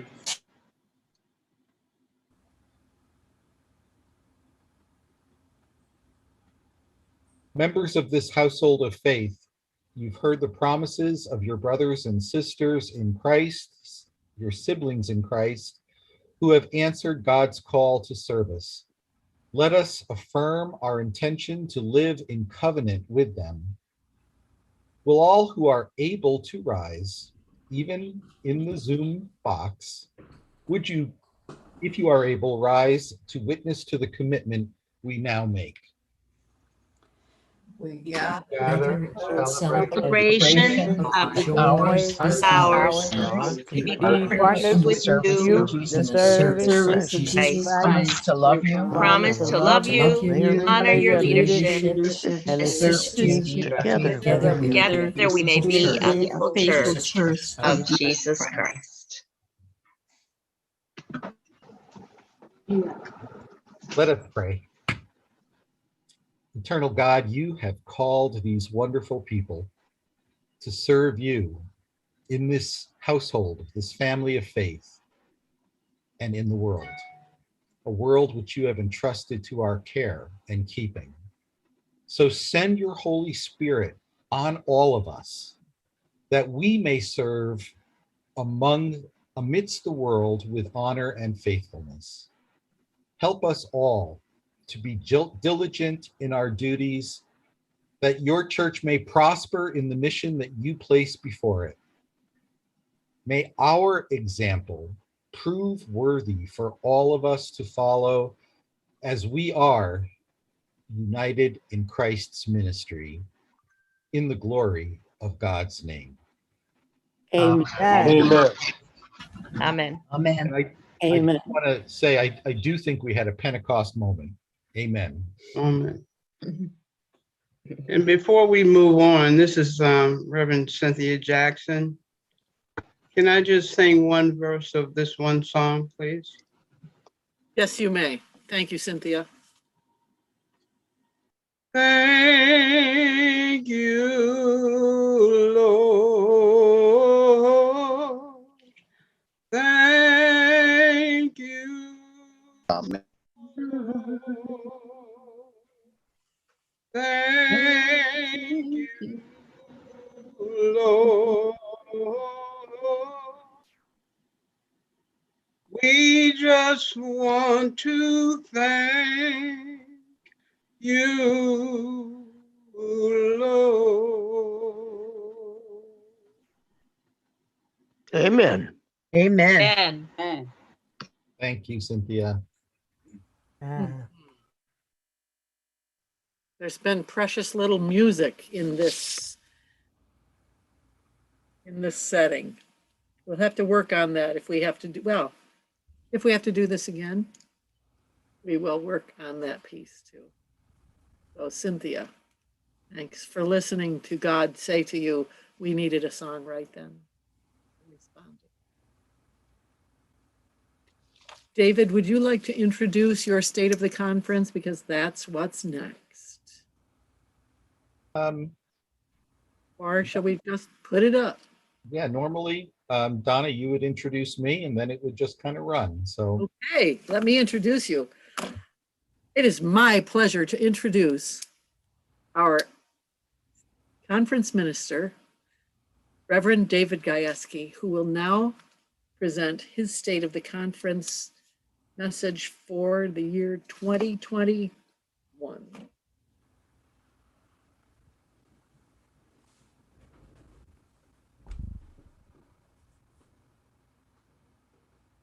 To pray, studying about that good old way. greetings, New York Conference. How I wish we were meeting physically in person so that we could shake hands and hug and raise our voices in song without wearing masks and not wonder who is and who is not fully vaccinated. Alas, while that day is coming, it has not yet arrived, but it will.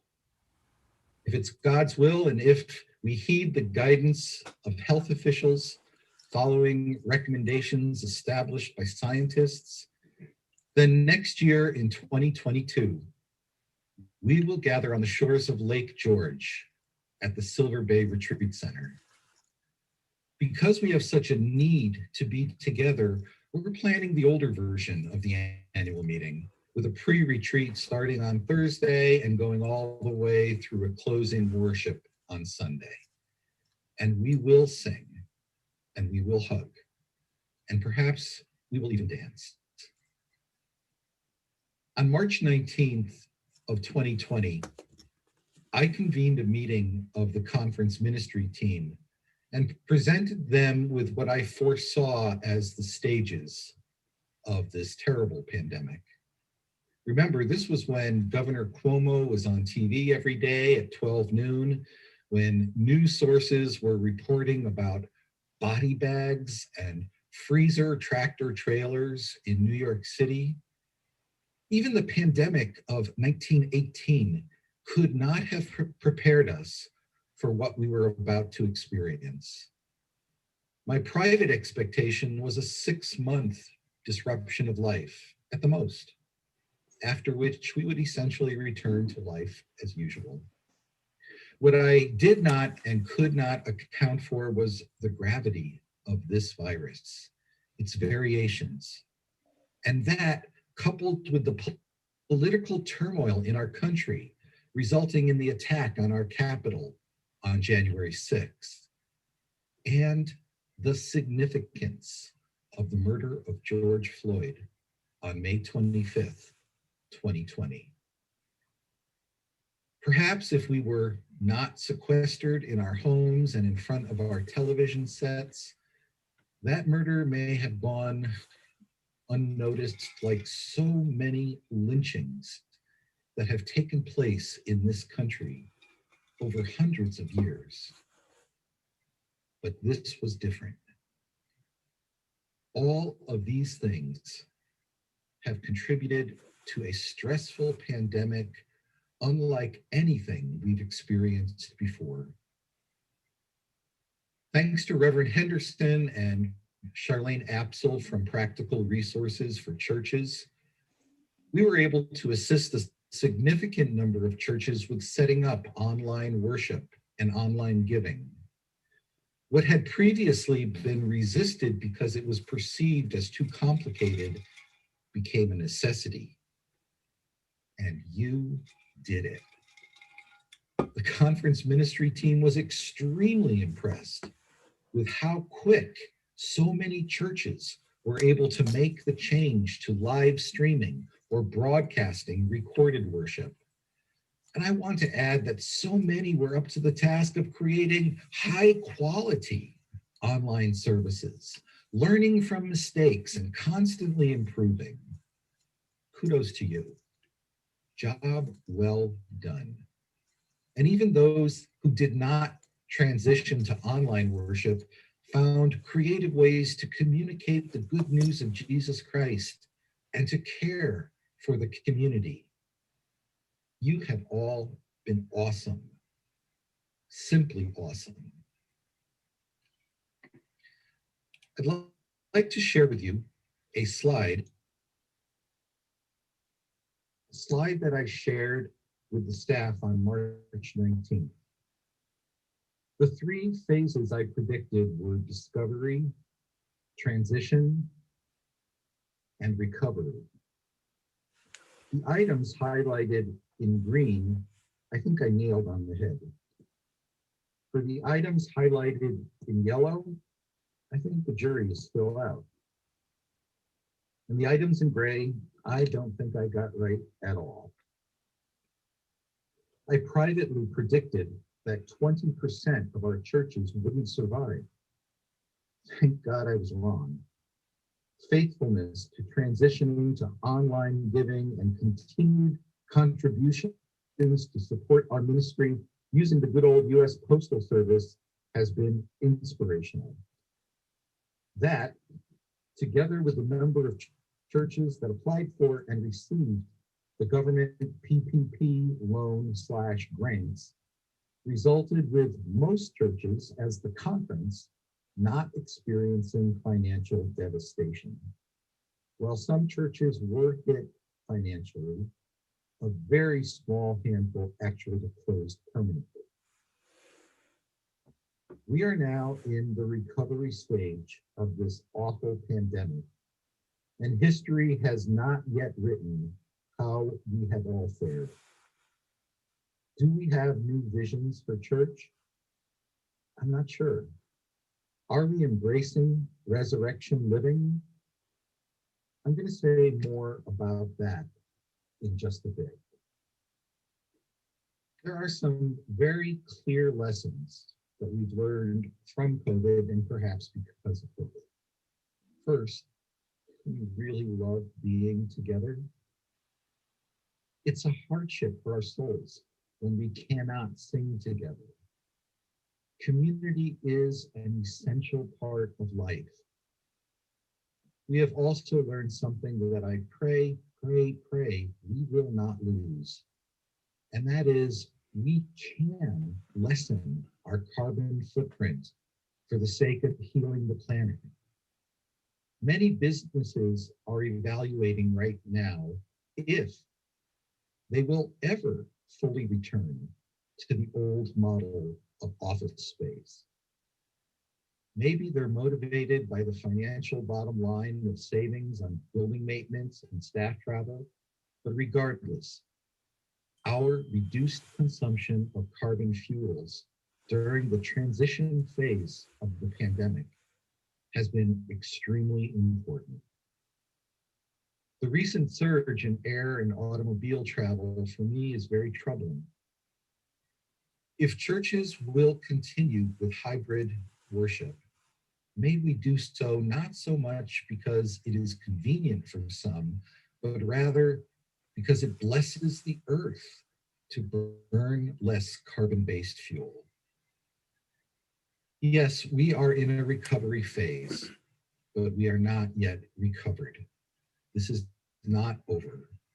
To use a religious metaphor, it's as if this is late on Saturday and we believe that Easter Sunday is going to dawn, but it's still Holy Saturday. We still have fears. The words Delta variant are anxiety provoking. We watched with uneasy eyes what is happening in India and Brazil. And when our children return to school this September, it will be with both relief and trepidation. We must not doubt that the ripples of COVID-19 will linger for at least a generation, if not longer. Easter will come, but it's still Holy Saturday. I'd like to shift focus to what I consider the gravest concern we should have as the New York Conference: blatant and systemic racism. Our New and Right Spirit anti-racism and white privilege awareness program has worked diligently. Kudos to Reverend Dr. Marsha Williams and Reverend Gary Smith, our conference anti-racism consultant. Before and during COVID, they have led awareness trainings from Syracuse to Saratoga Springs, from Binghamton to New York City. But let us not deceive ourselves. In our fight to eradicate racism, we have not even made it yet to Holy Saturday. We're still on the cross of Good Friday. Early in the COVID crisis, Reverend Edney Stilley and Reverend Dr. Williams convened a few Zoom gatherings specifically for pastors of color. We knew how important this was because COVID disproportionately impacted communities of color, right at the same time when the news of George Floyd's murder took place. Black Lives Matter demonstrations were being infiltrated by anarchists and perhaps others with nefarious motives. And we saw as a result the leader of the free world condemning our right to protest. For me personally, the lowest moment of 2020 was when the president ordered Capitol Police to disperse legal demonstrators so that he could have a photo op holding a Bible in front of an Episcopal church.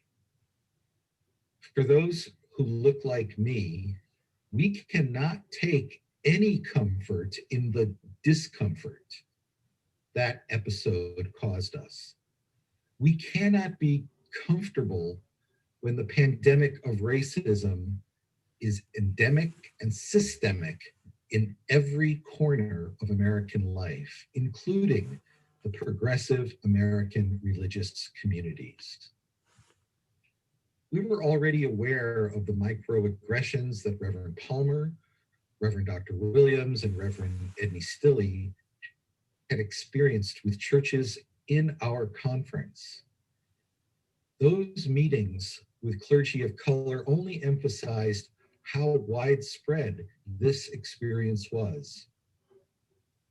In response to a letter I received and subsequent meetings with the Metro Black Clergy Group, our ministry team, with the help of Reverend Smith, Reverend Edney Stilley, Reverend Ferner, and the leadership of Reverend Dr. Williams, created what we called the Welcoming Diversity Inventory, which for the purpose of this context, I will refer to simply as the inventory. This is not to be confused with the tool that had already been created called the Racial Diversity Assessment, which we will call the assessment. The assessment is something the New York Conference created in 2019 as a congregational tool to specifically assess congregational attitudes towards race and congregational practices that may promulgate systemic racism in the daily life of our UCC churches. In 2018, the annual meeting of the New York Conference passed a resolution declaring ourselves an anti-racism conference. It called upon our churches to utilize the assessment. Now, before it was created, we referred to the envisioned tool as an audit, but found that that term did not adequately describe the product, which is now our copyrighted assessment. The ministry team and the conference board have been profoundly disappointed with how few congregations have requested the use of the assessment, which equips a congregation with resources to create an individualized plan to root out systemic racism in our churches. I'll return to the assessment shortly, but I want to turn to what we have learned from the inventory. The Welcoming Diversity Inventory was designed specifically for congregations beginning a pastoral search process.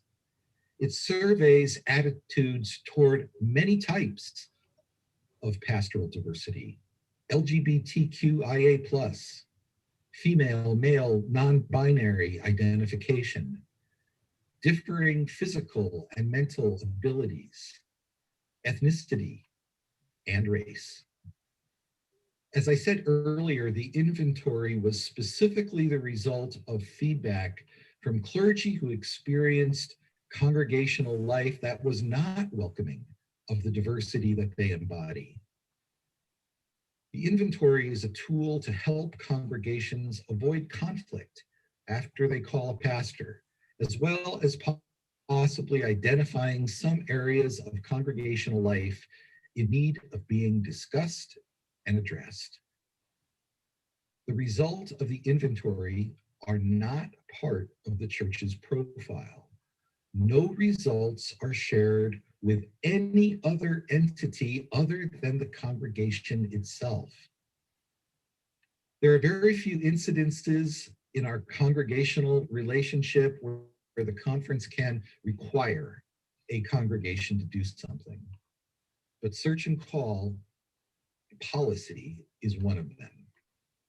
The staff brought the inventory to the conference board of directors and requested that they act to make it the policy of the New York Conference that for a New York church ministerial position to be listed on the UCC Opportunities website, they must have completed the inventory and the mandatory private conversation regarding what the inventory results showed about welcoming attitudes of that congregation.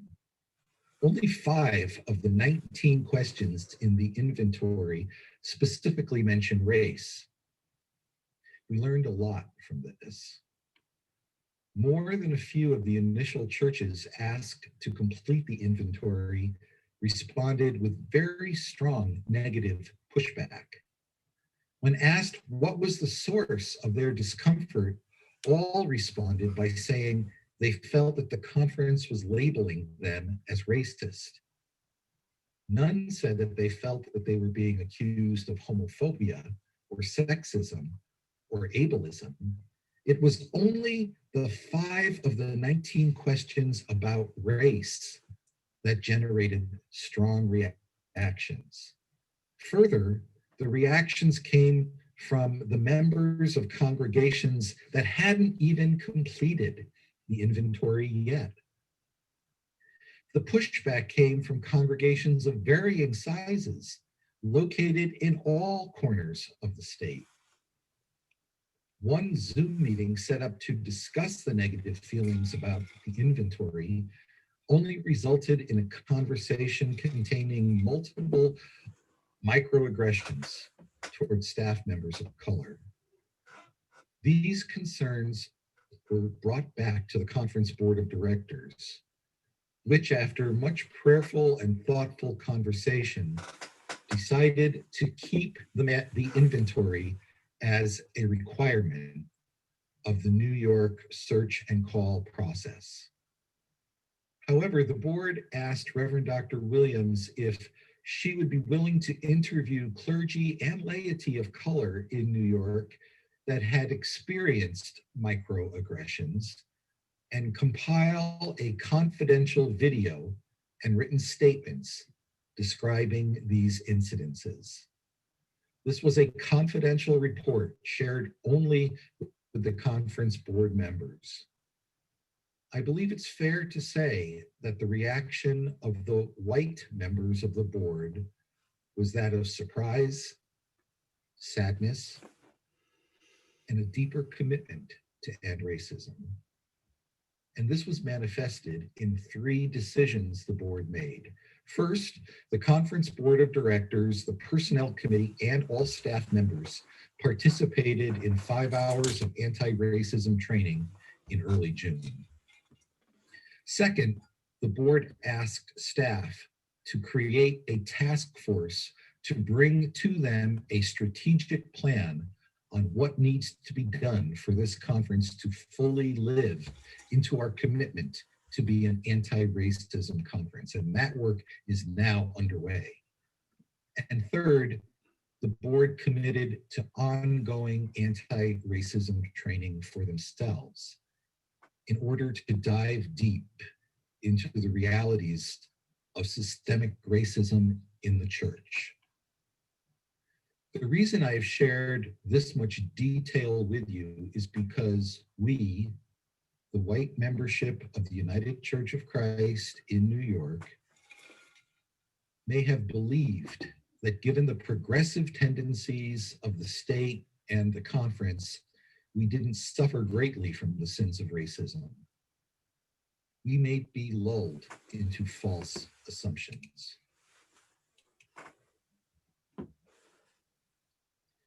Sisters, brothers, siblings in Christ, we have much difficult work to do. Our resolution to be an anti-racism conference has only begun to touch the surface of how widespread embedded systemic racism is in our beloved United Church of Christ. The 2018 resolution is akin to turning the knob even before opening the door where we need to go in order to end racism. It cannot be our goal simply to have our church participate in anti-racism training. It cannot be our goal to simply more fully fund the New and Right Spirit ministry. We can take no relief in only educating ourselves about the difference between micro and macro aggressions in church and society. We cannot rest after we have received anti-racism education. The realm of God does not call us to understand racism. It calls us to end racism. And that work begins with the person we see in the mirror. Anti-racism training may only get us to Holy Saturday. Only ending racism will welcome the new resurrection living of an Easter people. There are only two of our associations, Metro and Oneida, that have mandated anti-racism training for their clergy as a requisite to maintaining ministerial authorization akin to boundary training. That's less than 20% of associations and clergy in this conference. We have offered several online book studies on Zoom that address racism in our society. And while they have been very well attended, it is a bit disturbing for the ministry team to see so many of these attendees not coming from New York UCC churches. Only 3 of our 250 plus UCC congregations in New York, 3, Plymouth Syracuse, Presbyterian New England and Saratoga Springs, and Poughkeepsie Congregational, have done the educational work that our resolution called for. We have a long way to go, New York, and no box gets checked off when the training is done. Again, the goal is not anti-racism training. The goal is ending racism, period. Before I conclude this address, I'd like to make a few comments regarding our Called to Serve God capital campaign. It's been a pleasure and an honor to partner with the pension boards. Their leadership and support continue to be essential. I thank committee members, J.K. Boodley, Lucy Werner, Donna Roll, Kelly Rogers, Ralph English, Yvette Wynn, and Ryan Henderson. And I also thank the several solicitors who have done the essential work of asking for pledges. This has not been easy work. We are not where we'd like to be, despite several very generous gifts. The current ministries of this conference have been designed in faith that a successful capital campaign would undergird the ministry for years to come with an endowed fund. We will get there, but like so much in this State of the Conference address, we're not there yet. We need your support. Please make your personal pledge. And please discuss with your congregation a special gift for the establishment of this endowed fund to ensure the health of the future of the church. And finally, I want to thank our staff. Figuring out even how to do conference ministry during a pandemic is hard enough, but to jump into it with creativity and energy and sustaining that, even when our own creativity and energy was challenged in so many ways, has been inspiring. Speaking only for myself, this has been the most difficult year, the most challenging year of my 33 years of ministry. If it were not for the talented and dedicated staff members, I really don't know where we would be as the United Church of Christ in New York. Thank you, staff. Thank you, Donna and Judy and all conference board members. You've been wise, hardworking, and steadfast. You have also been faithful and prophetic. I began by thanking the work of our clergy during unprecedented times, and that's where I will end. When we could not open our doors, you, the clergy of the New York Conference, opened yourselves to new ways of ministry, ways that lead all of us to more fully become people of resurrection living. Let it be so.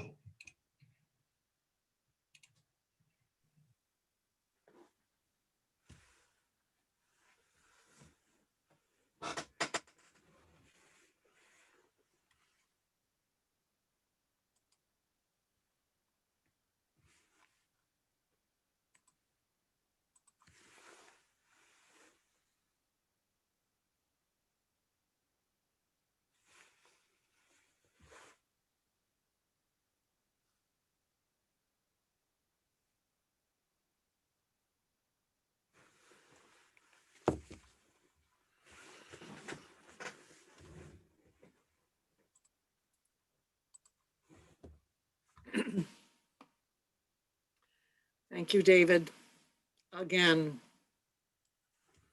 for your prophetic voice.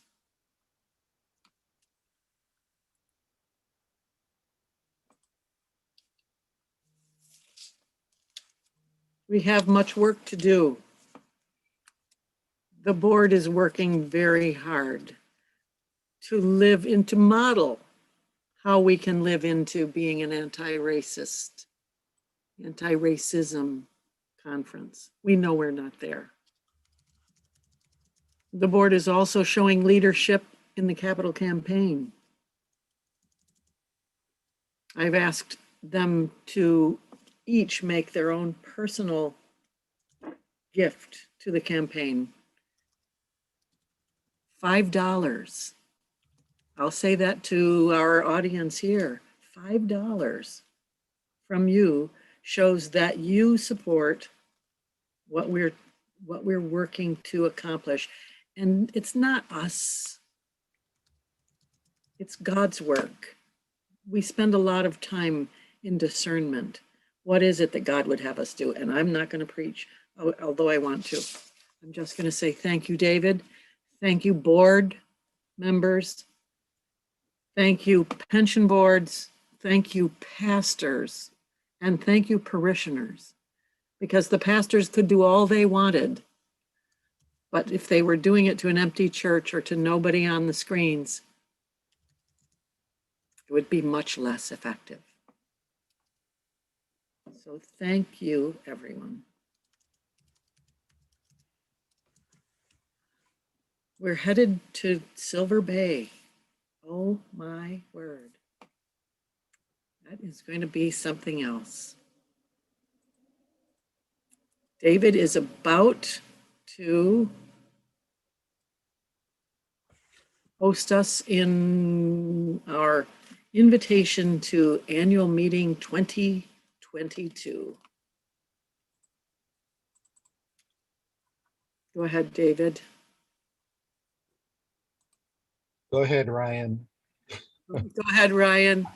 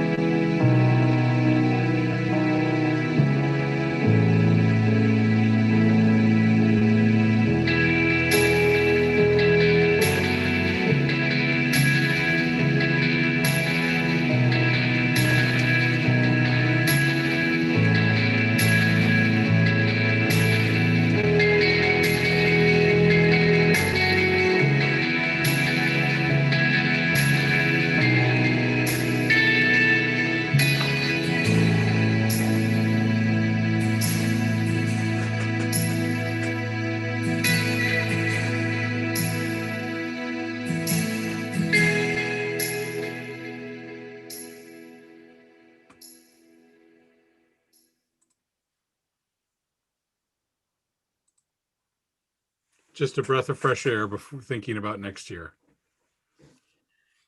Several people asked what the dates are, and probably several people responded, but we will go back to our meeting in June.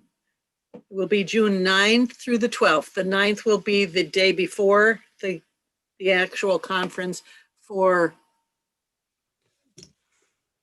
like our institute, right? Our educational institute. Sorry, I didn't have that word there. June 9 is the retreat, thank you. And 10 through 12 is the annual meeting. Going back to this 3-day annual meeting gives us time for workshops again. That was one of my favorite parts of annual meetings. So put your thinking caps on. What is it you would like to present? What would you, or ask us, what would you like to see? And lots of hugs and cookies. Yes. Yes. It's going to be great. It's going to be great to be back together. It brings tears to my throat to even think about it. Okay. Well, we're a little bit early. I said 9:30 and it's only 9:04. There are several announcements in the chat. There's going to be an all-conference worship on Sunday morning at 11. Please join us for that. There are several meetings with the our German friends, and there's retirees get together, a moderators get together on Saturday. There are more synod things to take advantage of. And yes, thank you, Ron. Please also consider hybrid. Absolutely. We've already talked about that. We will never go back to no access from far away, because there are people who still won't want to go. There has been a lot of construction. There's been a lot done to bring them into the 21st century technologically so that we can do the hybrid successfully, and so that people of differing abilities will have access to everything. All righty. Ryan is going to talk to us a little bit about how to get to the synod worship. I love having the chat function, and we're going to have to shut it down because this is the end of our plenaries. Oh, no more chatting. So there's no worship tonight. This is a night off of worship for synod. There was a 7:30 welcoming discussion. There's other things if you wanted to go, workshops that are still back online. I'll put the link in there if you want to get back to the hub. Maybe too many of us have spent time in the hub and check things out. I plugged, just so you're being aware, I apologize. Sound function was as loud as I could put that, but I went ahead. I've already loaded the David State of the Conference address on YouTube. I put the link in the chat. I also have the playlist from the last couple plenaries that are in there as well, along with the Amistad decommissioning ceremony or video and some other little videos there. So I put that link as well for the playlist if you're interested. And if you have a smart TV, go ahead and click subscribe for the YouTube channel for the New York conference, and you can watch it right on the big screen if you like. So I say all those things just to be aware, but they're all in the chat there. So have a great night. Have an enjoyable night. We'll see each other. I'm going to send out another email for everybody to plan for not only the movie coming up, but also for all the Saturday discussions if you like. And like I say, that's all I got. So Donna, back to you. Wait, can you please just reiterate that the movie is on Thursday, not Friday? Yes. Yep. Sorry about that. The meet.ucc.org had a glitch, but I will send it out an email tonight. How's that sound, Reverend Heather? Is that good? Perfect. Thank you. Okay, excellent. Kiss the Ground. Kiss the Ground is the name of the movie. You're all invited to come on Thursday, watch the movie together, and then Heather is going to facilitate a conversation afterward. And just keep reading those chats. Ryan, where do the chats end up so that we can get them later? Because you need to read them too. It says, like Ryan is my hero and, all that. Nobody needs all that. No. It comes out as a doc form, and I just have yet to compile them all together, but I will get that and I will share that Word doc as well. So that'll go up on the uccny.org at some point? Yep. Okay, and here we just got from Linda, the movie is excellent, good, and you are welcome for my perseverance. I love you guys. I love the church. I love my God. I love doing this. So. Thank you. Thank you. Thank you. Farewell, farewell, farewell. Thank you. Thank you. Yep. Blessings. Thank you. Good night. And blessings. Good night. Good night. Thank you for a great job, Donna and Ryan. Thank you, Donna, Ryan, David. God bless you. Blessings. God bless Thanks to us. all. Thanks to everyone. And the board. And the board. Yes. Okay. See ya in Buffalo someplace. Yeah, so Ryan, are you staying on to help people with technological? things? Absolutely. Okay. I'll be right there. I'm just gonna stop this.